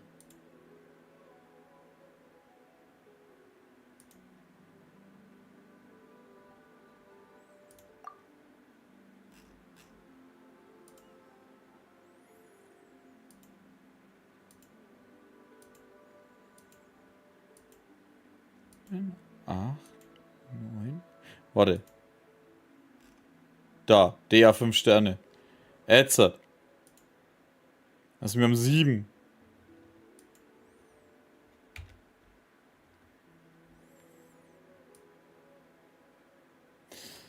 Ach ja, gut, machen wir es doch einfach mal.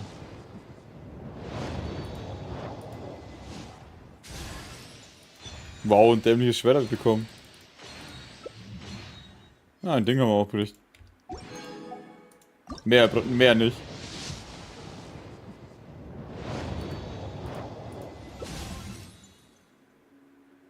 Da ist doch kein 4 Sterne. Ach doch, das ist da. Okay, keine Klee für mich. Ich weiß immer noch nicht, wo das Ding ist.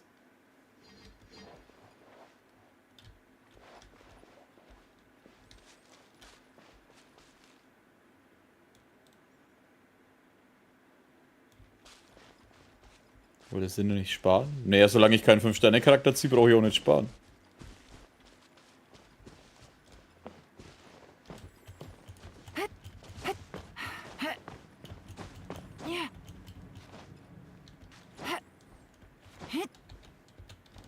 Das kommt fürs Ziehen sogar zugute.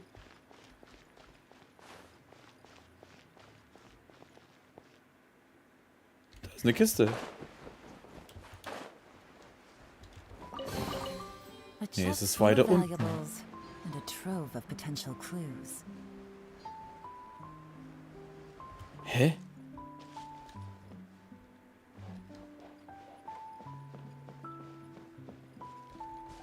Es sollte hier sein.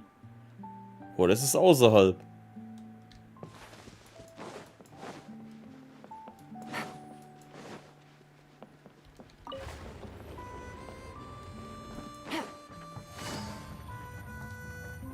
Ah, da.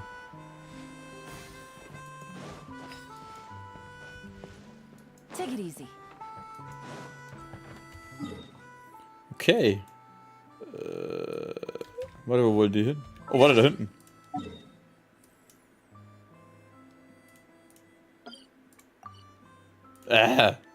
Scheiß Markierung. Okay, da war es ja.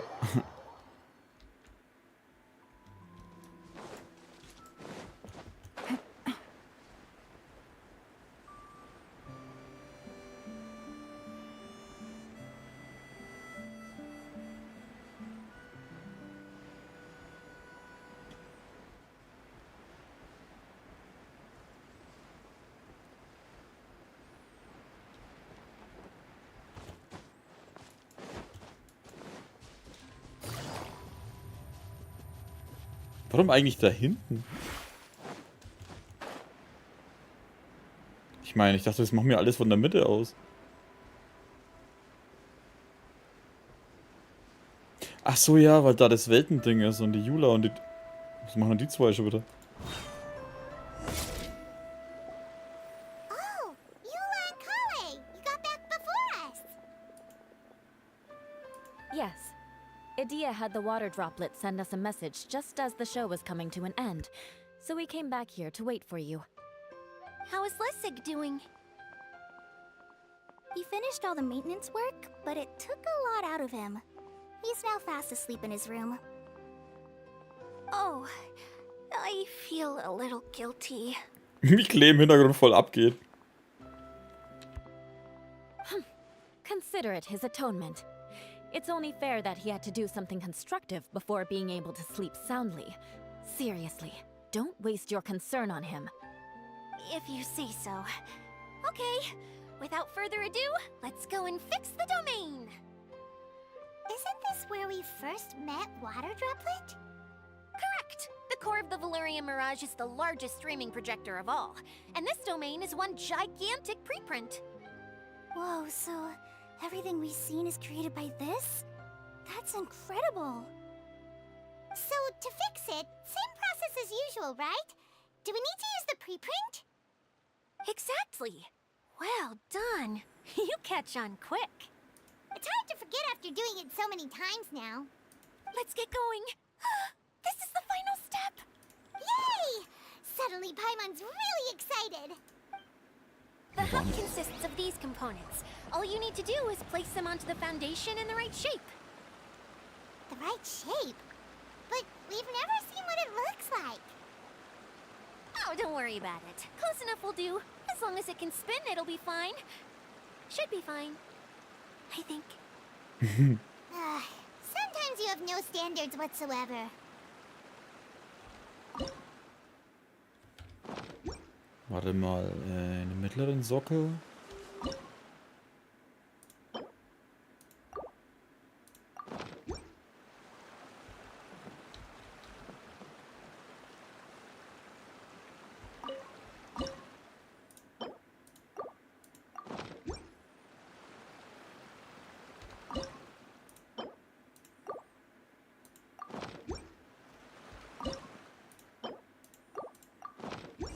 Oh!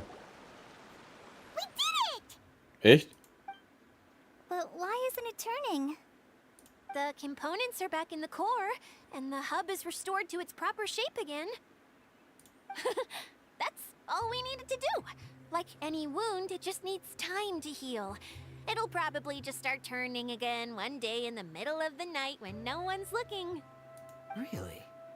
I thought that with your special abilities, you could get it turning again right away. What? Huh? All of us are dying to see it. Not just how the domain looks when it's fixed, but also Edea. In her element. I want to see Edea using her magic powers too! I bet they're super awesome! What are you guys talking about? And how is Clean on this, but Paimon isn't? Hat Paimon das nicht gemerkt? They're referring to our mascot's true form. As I've said all along, there's much more to Edea than she gives herself credit for. She has a very special power. Though, I think some of us have sensed that already. Did you notice right away, General? I only found out when I was chatting with Eula. So our general was the first to notice. It seems like she's more perceptive than she lets on. Ist Idea alle Charaktere? I'd say the same about you, Kaya. What the? All of you? No? I mean, I wasn't trying to hide anything from you, I promise. It's just, for people who stumble upon this place by accident, I think my current form is more approachable than my true one. I don't want people to get scared when they see me. Ich habe nie drüber nachgedacht. What? What is it? And whatever it is, how the heck does everyone know about it? Well, for one thing, I sensed elemental energy in the residents here, but none of them have visions. Then my mind started to wander as I was reading the storybook, and suddenly, I had a thought. Since hydro-eidolons can change into any form, why not human form? You hit the nail on the head. Alright, in that case, please allow me to introduce myself once more.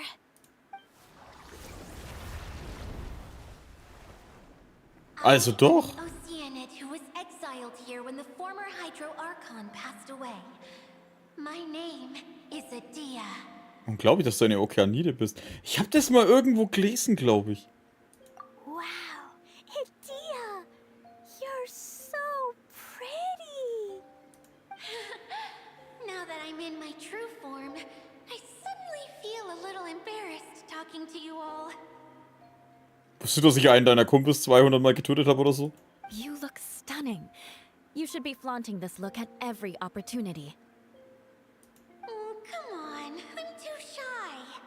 Das ist echt eigenartig, dass sie so spricht. Wait, so does this mean that all the people we met in here are actually... I'm guessing that the human counterparts to these hydro alter egos are long gone. That's right. When they wanted to leave, I took them to the edge of the desert. The components are, in fact, gifts that they gave to me before they left. But I'm always curious about what brings people here, so I used the streaming projector to bring their wishes to life. The power to grant wishes, but only within the confines of the bottle. Exactly. It's a truly extraordinary light. I've just realized something. When the components fell from the core, it appeared as if they had returned to their respective owners. But actually, it was after the components landed where they did that their owners and the things associated with them arose around them to form the different zones. So now that the components have been retrieved, does that mean that all those things are gone? Don't worry, they'll be quite safe. As long as I remember them, they'll never disappear. However much we might criticize each other or get into scuffles, in this mirage, they will always be my friends. I had so much fun in the choo-choo cart and hanging out with Mr. Director. I'll never forget them either. Me neither. I'll always remember my adventures in this fantasy land. Very good. But it's probably time I set this wheel in motion. This one's all yours, Adia, our magical mascot. Please work.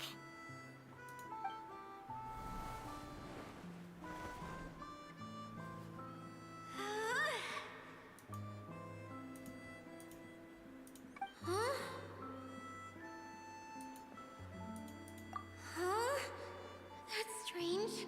Nothing happened. Has it lost some power because of the incident? Oh, crumbs. Not now. Not right off the back of everyone putting me on a pedestal and me acting like this is going to be my big moment. Someone get me a bottle. I'm hiding myself away. See you in 100 years. You're already in a bottle. What now? This was the only way. Now I'll never be able to show you how the Valyria Mirage is supposed to look. Hold on. I have an idea. Yes, General Sangonomiya? If it's okay with you, would you let me borrow the Shinro casket from the domain's core? Ah, the Shinro casket. That sounds familiar. 1 second. Here. Is this it? Wow!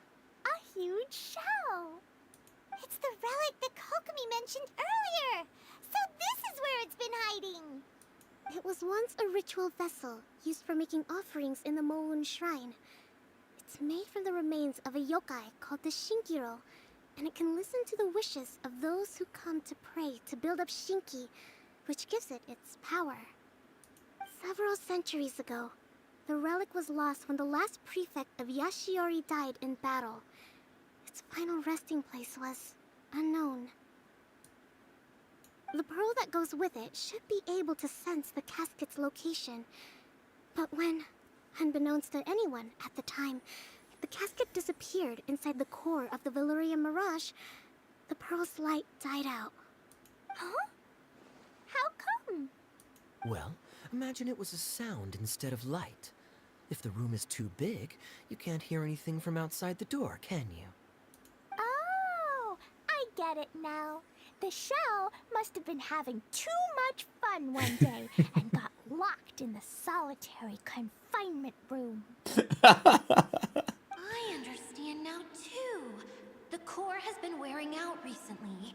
That's why you were able to follow the pearl all the way here.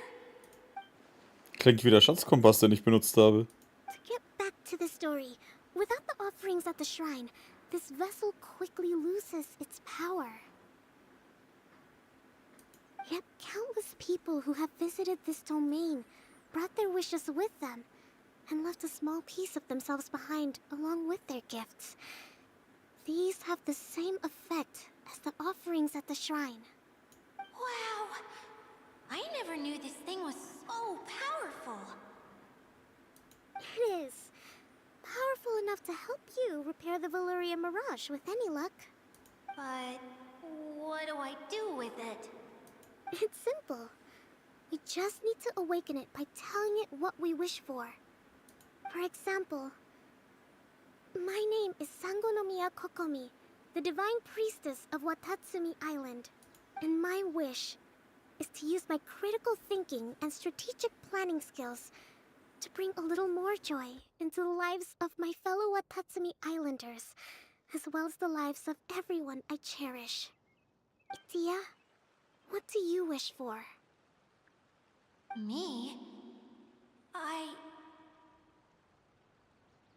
My wish is that all those who have sojourned to the Valyria Mirage in the past will achieve what they truly wish for. Not just in this domain, but out there, too. Even though I know full well that trying to build a railway in the outside world is just a pipe dream, and that Mimuna will probably just go back to being a scholar. And I know that Zosimos has a lot of improving to do as a playwright. It's going to be tough for him back in Fontaine. Chasing your dreams is hard work.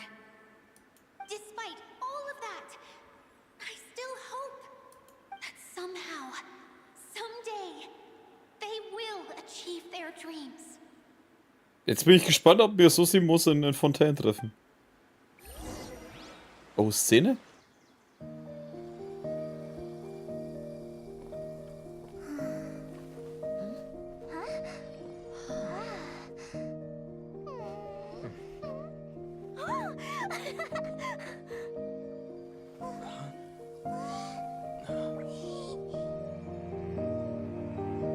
Okay, the combined power of our hopes and dreams is at your disposal.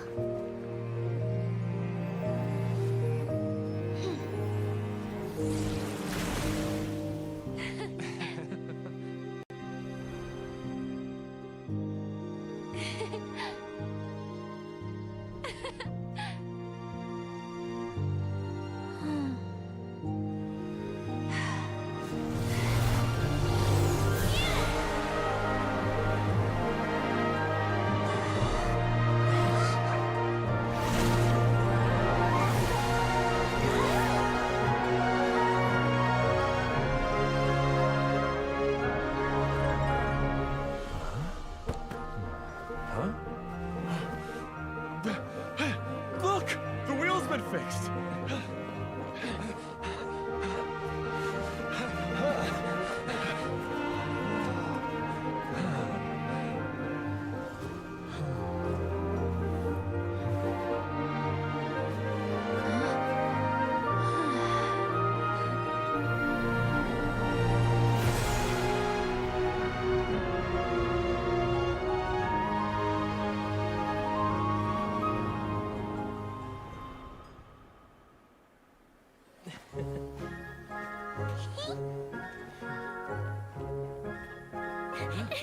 Come on, hurry!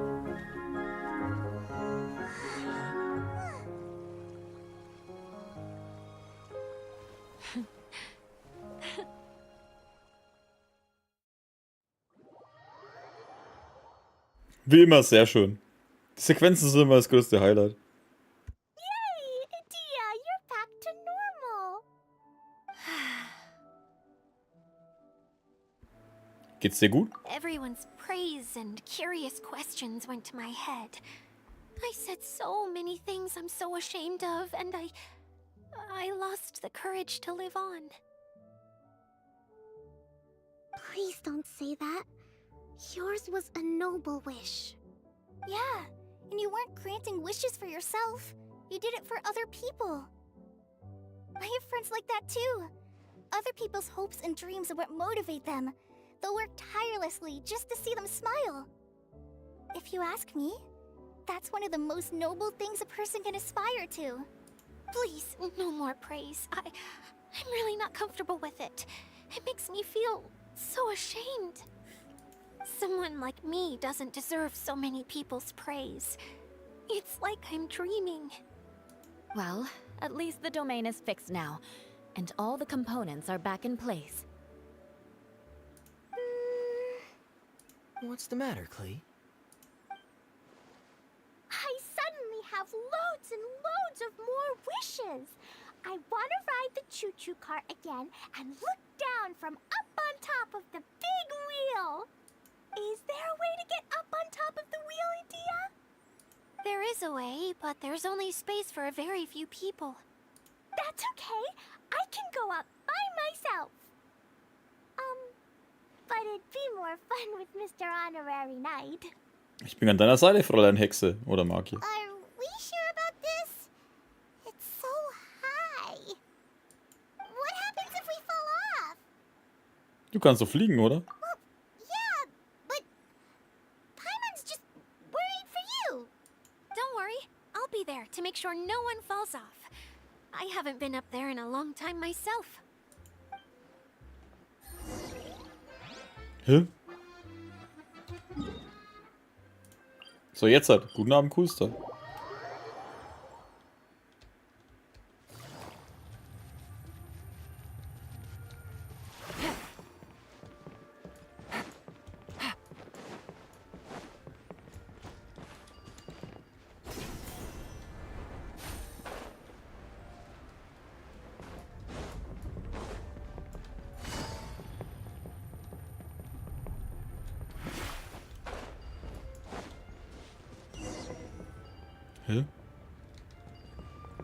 War das wie ein Riesenrad?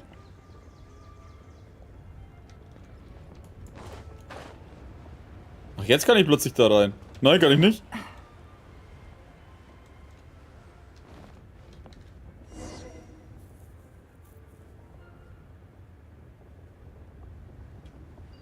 Ist einfach nur ein Riesenrad, Mann.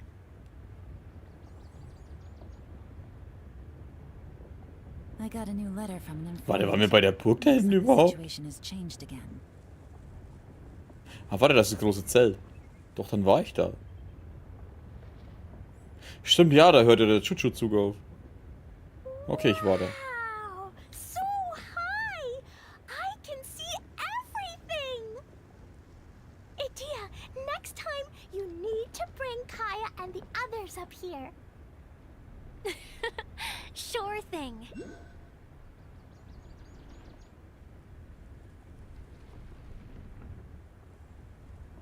Das ist auch geil. So viele haben da keinen Platz. Dann gibt es erstens 3 Plattformen und 2. Cool, danke. 3 Plattformen und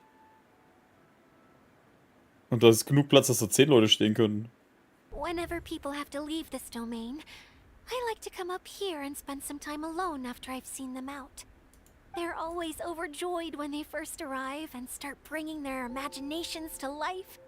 But once they realize that they can't take anything home with them, they get upset. Some of them can't bear to leave. Others regret ever setting foot in this place. Do you ever get sad, Idea? I feel lonely at times, but not sad. A lot of people destroy everything they created before leaving, but some don't, like the residents you met. Before they left, they asked me to make replicas of themselves using hydroidolins. Then they tasked these replicas with maintaining everything they built here, as if this was their way of keeping their dreams alive. That's beautiful. Yeah, I don't know how they're faring in the outside world, but just the thought that one day they might achieve their dreams and live on the outside just as their counterparts do in here, that's enough to make me happy. It feels like I'm here waiting for them in the future, where they've achieved everything they wanted. Lydia, du bist so nett. Really? I just think that every dream, every wish is like a flame in a bottle. Whether someone is still working towards their dream or living it already, as long as whenever they think back to that spark of light within them, it still makes them smile fondly. Well, I feel super happy right now. Then I guess I finally paid Alice back after all these years. Funny to think I've been in the middle of a desert this whole time. It's just a giant muddy swamp to me. Time for Paimon to give you a nickname! Mud Fairy! Watch out for Idea the Mud Fairy! How dare you mock me! Roar! I'll gobble you up in one mouthful! I'm still embarrassed to have shown you my uglier side, but I'm glad the Valorium Mirage is up and running again. This place is going to be bustling with activity again soon enough. I hope you'll take some time to enjoy yourselves. Für unsere Träume. Yep, I want to get everyone together. For one last ride on the choo-choo cart. Sommerparadies Mirage 3 abgeschlossen. Träume und die erste Begegnung. Ja, dann sind wir jetzt eigentlich mit der Story fertig. War eine schöne Story. Fast ein bisschen kurz, muss man dazu sagen. Achso, ja, ich kann ja da nicht drauf, das vergesse ich jedes Mal.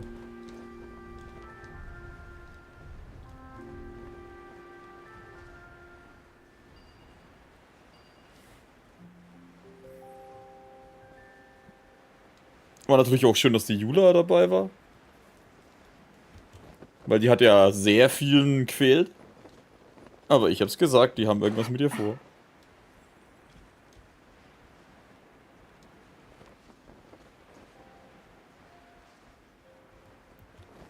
Ja, und die Sequenz war natürlich wie immer echt sehr geil. Also, Hammer.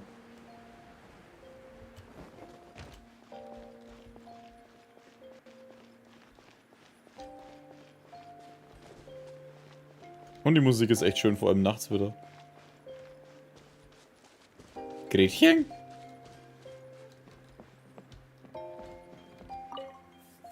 Das ist das Restaurant der William Mirage. Ich bin Gretchen, kümmere mich um alles. Hier ist also ein Restaurant? Ja, bitte ruhe ich hier ein wenig aus. Umgebenden See, es hat mich viel Zeit gekostet, diesen perfekten Ort zu finden. Angewandt in Höhen das Material der Stühle, alles wurde nach sorgfältiger Überlegung entschieden. So ist es für die Gäste angenehmer. Aber, gibt es jetzt aber pro Essen? Ich würde dir gerne unser besonderes Gericht empfehlen, aber der Prozess des Essens kann etwas kompliziert sein. Er ist Teil der einzigen Tischetikette unseres Restaurants. Ich möchte dich bitten, Wasser zu holen.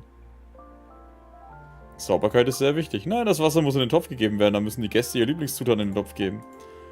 Geduld, die Augen zu schließen und darauf zu warten, dass der Duft aus den Töpfen strömt, bis die Spezialzubereitung des Restaurants fertig ist. Kocht ihr nicht einfach mein eigenes Essen? Ich kann es ja doch nicht verstecken. Ja, ich wollte eigentlich Köchin werden, aber ich habe nicht das Talent, auch wenn ich das Interieur so perfektionieren gehe, ist doch nicht ohne Essen. Wie wär's, wenn es dann einfach Designerin wirst oder so?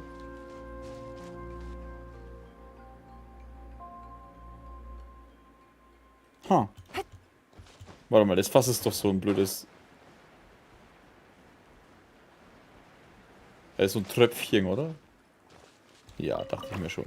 Weil das liegt normal nicht so rum. Wie viel brauchen wir jetzt eigentlich für den Kea noch? Wie schaut's hier aus? Da fehlt noch ein bisschen was, das müssen wir noch machen.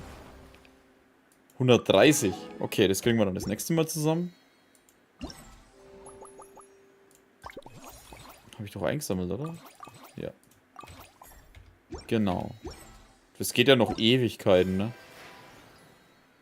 Hallo? 31 Tage. Ja, den ganzen Patch einfach bis Fontaine kommt. Das heißt, wir klären dann den restlichen Scheiß das nächste Wochenende. Und dann hören wir an der Stelle mal auf. Oder machen wir die Dialoge noch platt?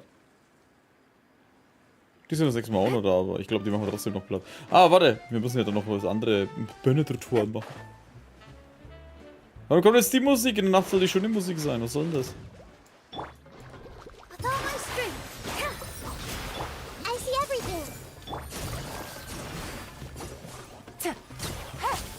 So.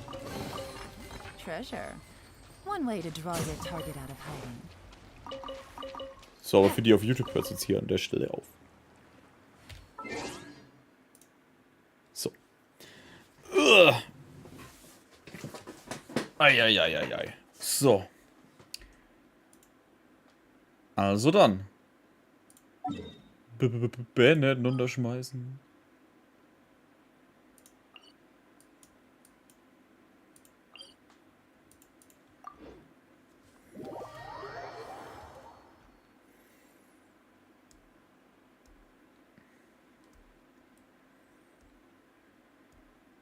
Freiheit für Bennett. Ja, er wird ja frei. Bennett wird frei, wenn er runterfällt. Der Geist wird frei, wenn er zum Himmel fährt. Wobei, eigentlich gehört er in die Hölle, aber egal. Lalalala.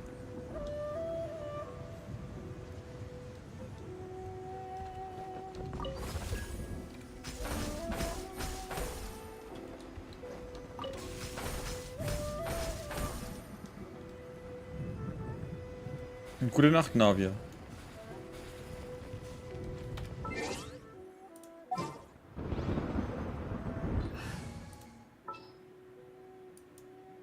Nein, warte, habe ich die nicht gerade? Oh, Naida. I won't hold you back. Und 3, 2, 1. Ready for Liftoff. Oder Downfall, ja. Bis zum nächsten Mal.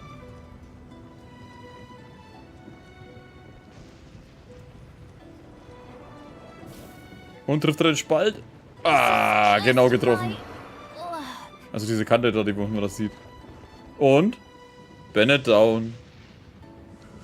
Bennett up. Nein, er ist nicht up. Er ist ziemlich down jetzt.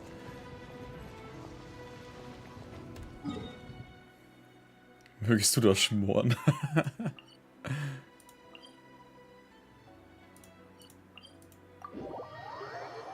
Ach, wir sind schon so liebe Genossen. Ah. So, jetzt aber. Danke fürs Zuschauen. War schön, dass ihr alle da wart. Ich wünsche euch allen eine gute Nacht. Und ich hoffe, wir sehen uns dann am nächsten Wochenende. Habe ich nächstes Wochenende was vor? Nein, eigentlich nicht. Warum gehen wir nicht zu dir und sprechen mit ihr? Was? Warum? Egal, merken wir uns das nächste Mal. Macht's gut und Klick, Klick, Servus.